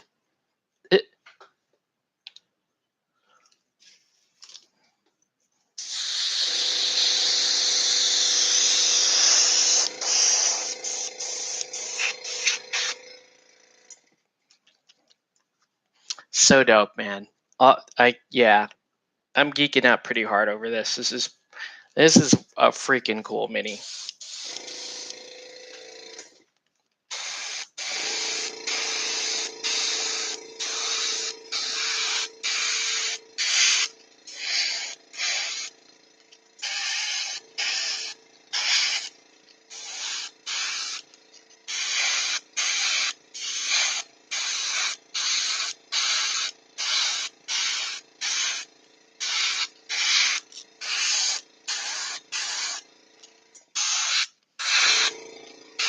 This would have to be one of the most fun miniatures I've painted in a very long time. I think whatever value I was hoping to get out of Aristeia, I've already got it. Right? Even if I don't like the game from here on, which I know I won't. I mean, I'm totally going to enjoy the game, is what I mean. I'd be like, well, I get to paint that. That was worth it. That was worth it. Just make sure we get a good seal coat on this so that nothing.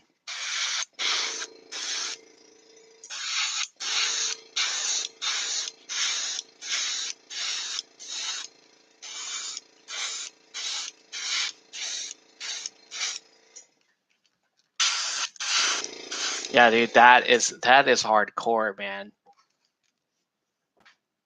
That is hardcore. Love that. That was worth the price of admission right there. Yes, it's an expensive miniature. This is an expensive miniature, no doubt. But it's not that much more expensive than, say, a 30 millimeter Batman single. It's not that much more expensive than a 30 millimeter Arena Rex miniature.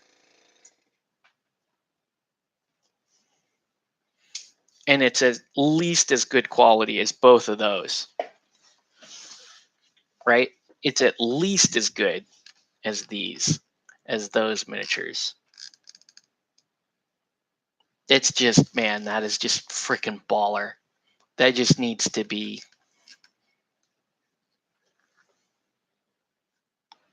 That's so much fun. Man, I can't wait to play again now. Now I got to get in another game of this because. So he's done. Up next, Dart. And she's okay. I mean, honestly, she's not nearly as cool a sculpt as this guy is. Because she's more like a standard Infinity miniature. Her pose is cool. You know,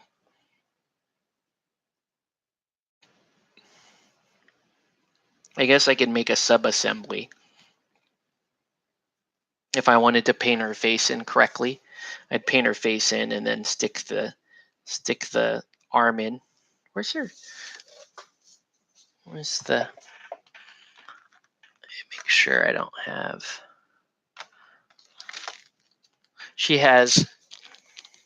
She has her bow arm and then she has a sword. I don't even know where the sword goes. Where does the sword go?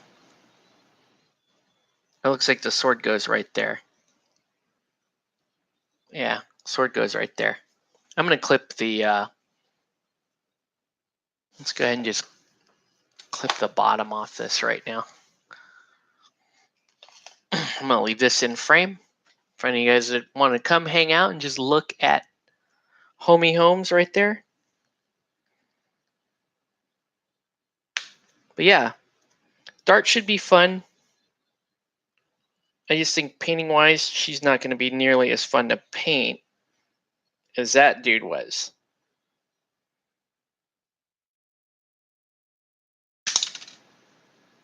Like that's what you call premium miniature gaming experience right there. Get to paint a dope character like that. Then you get to put him on the board and he looks sick and he's got fun rules. That's all you want. That's all you want from your games. You just want that.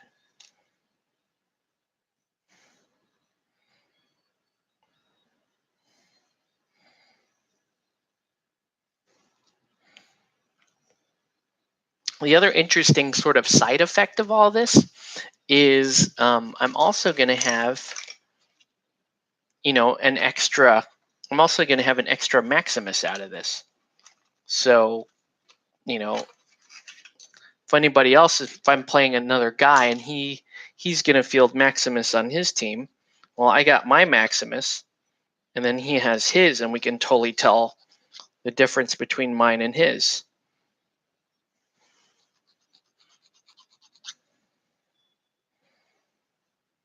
But yeah, for me, this is what miniature gaming is all about. You need to be able to paint something that cool, enjoy the entire experience, and then you can go on and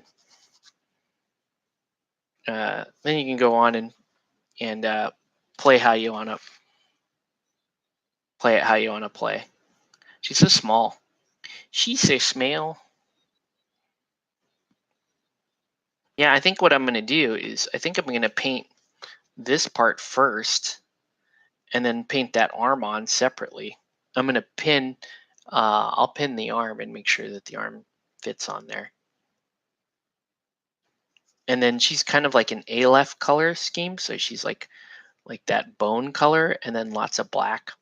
I don't know if I'm going to stick with that. I might go a little bit lighter on her color scheme. Lighter armor, like white armor, and then go with more like black on the robes and stuff.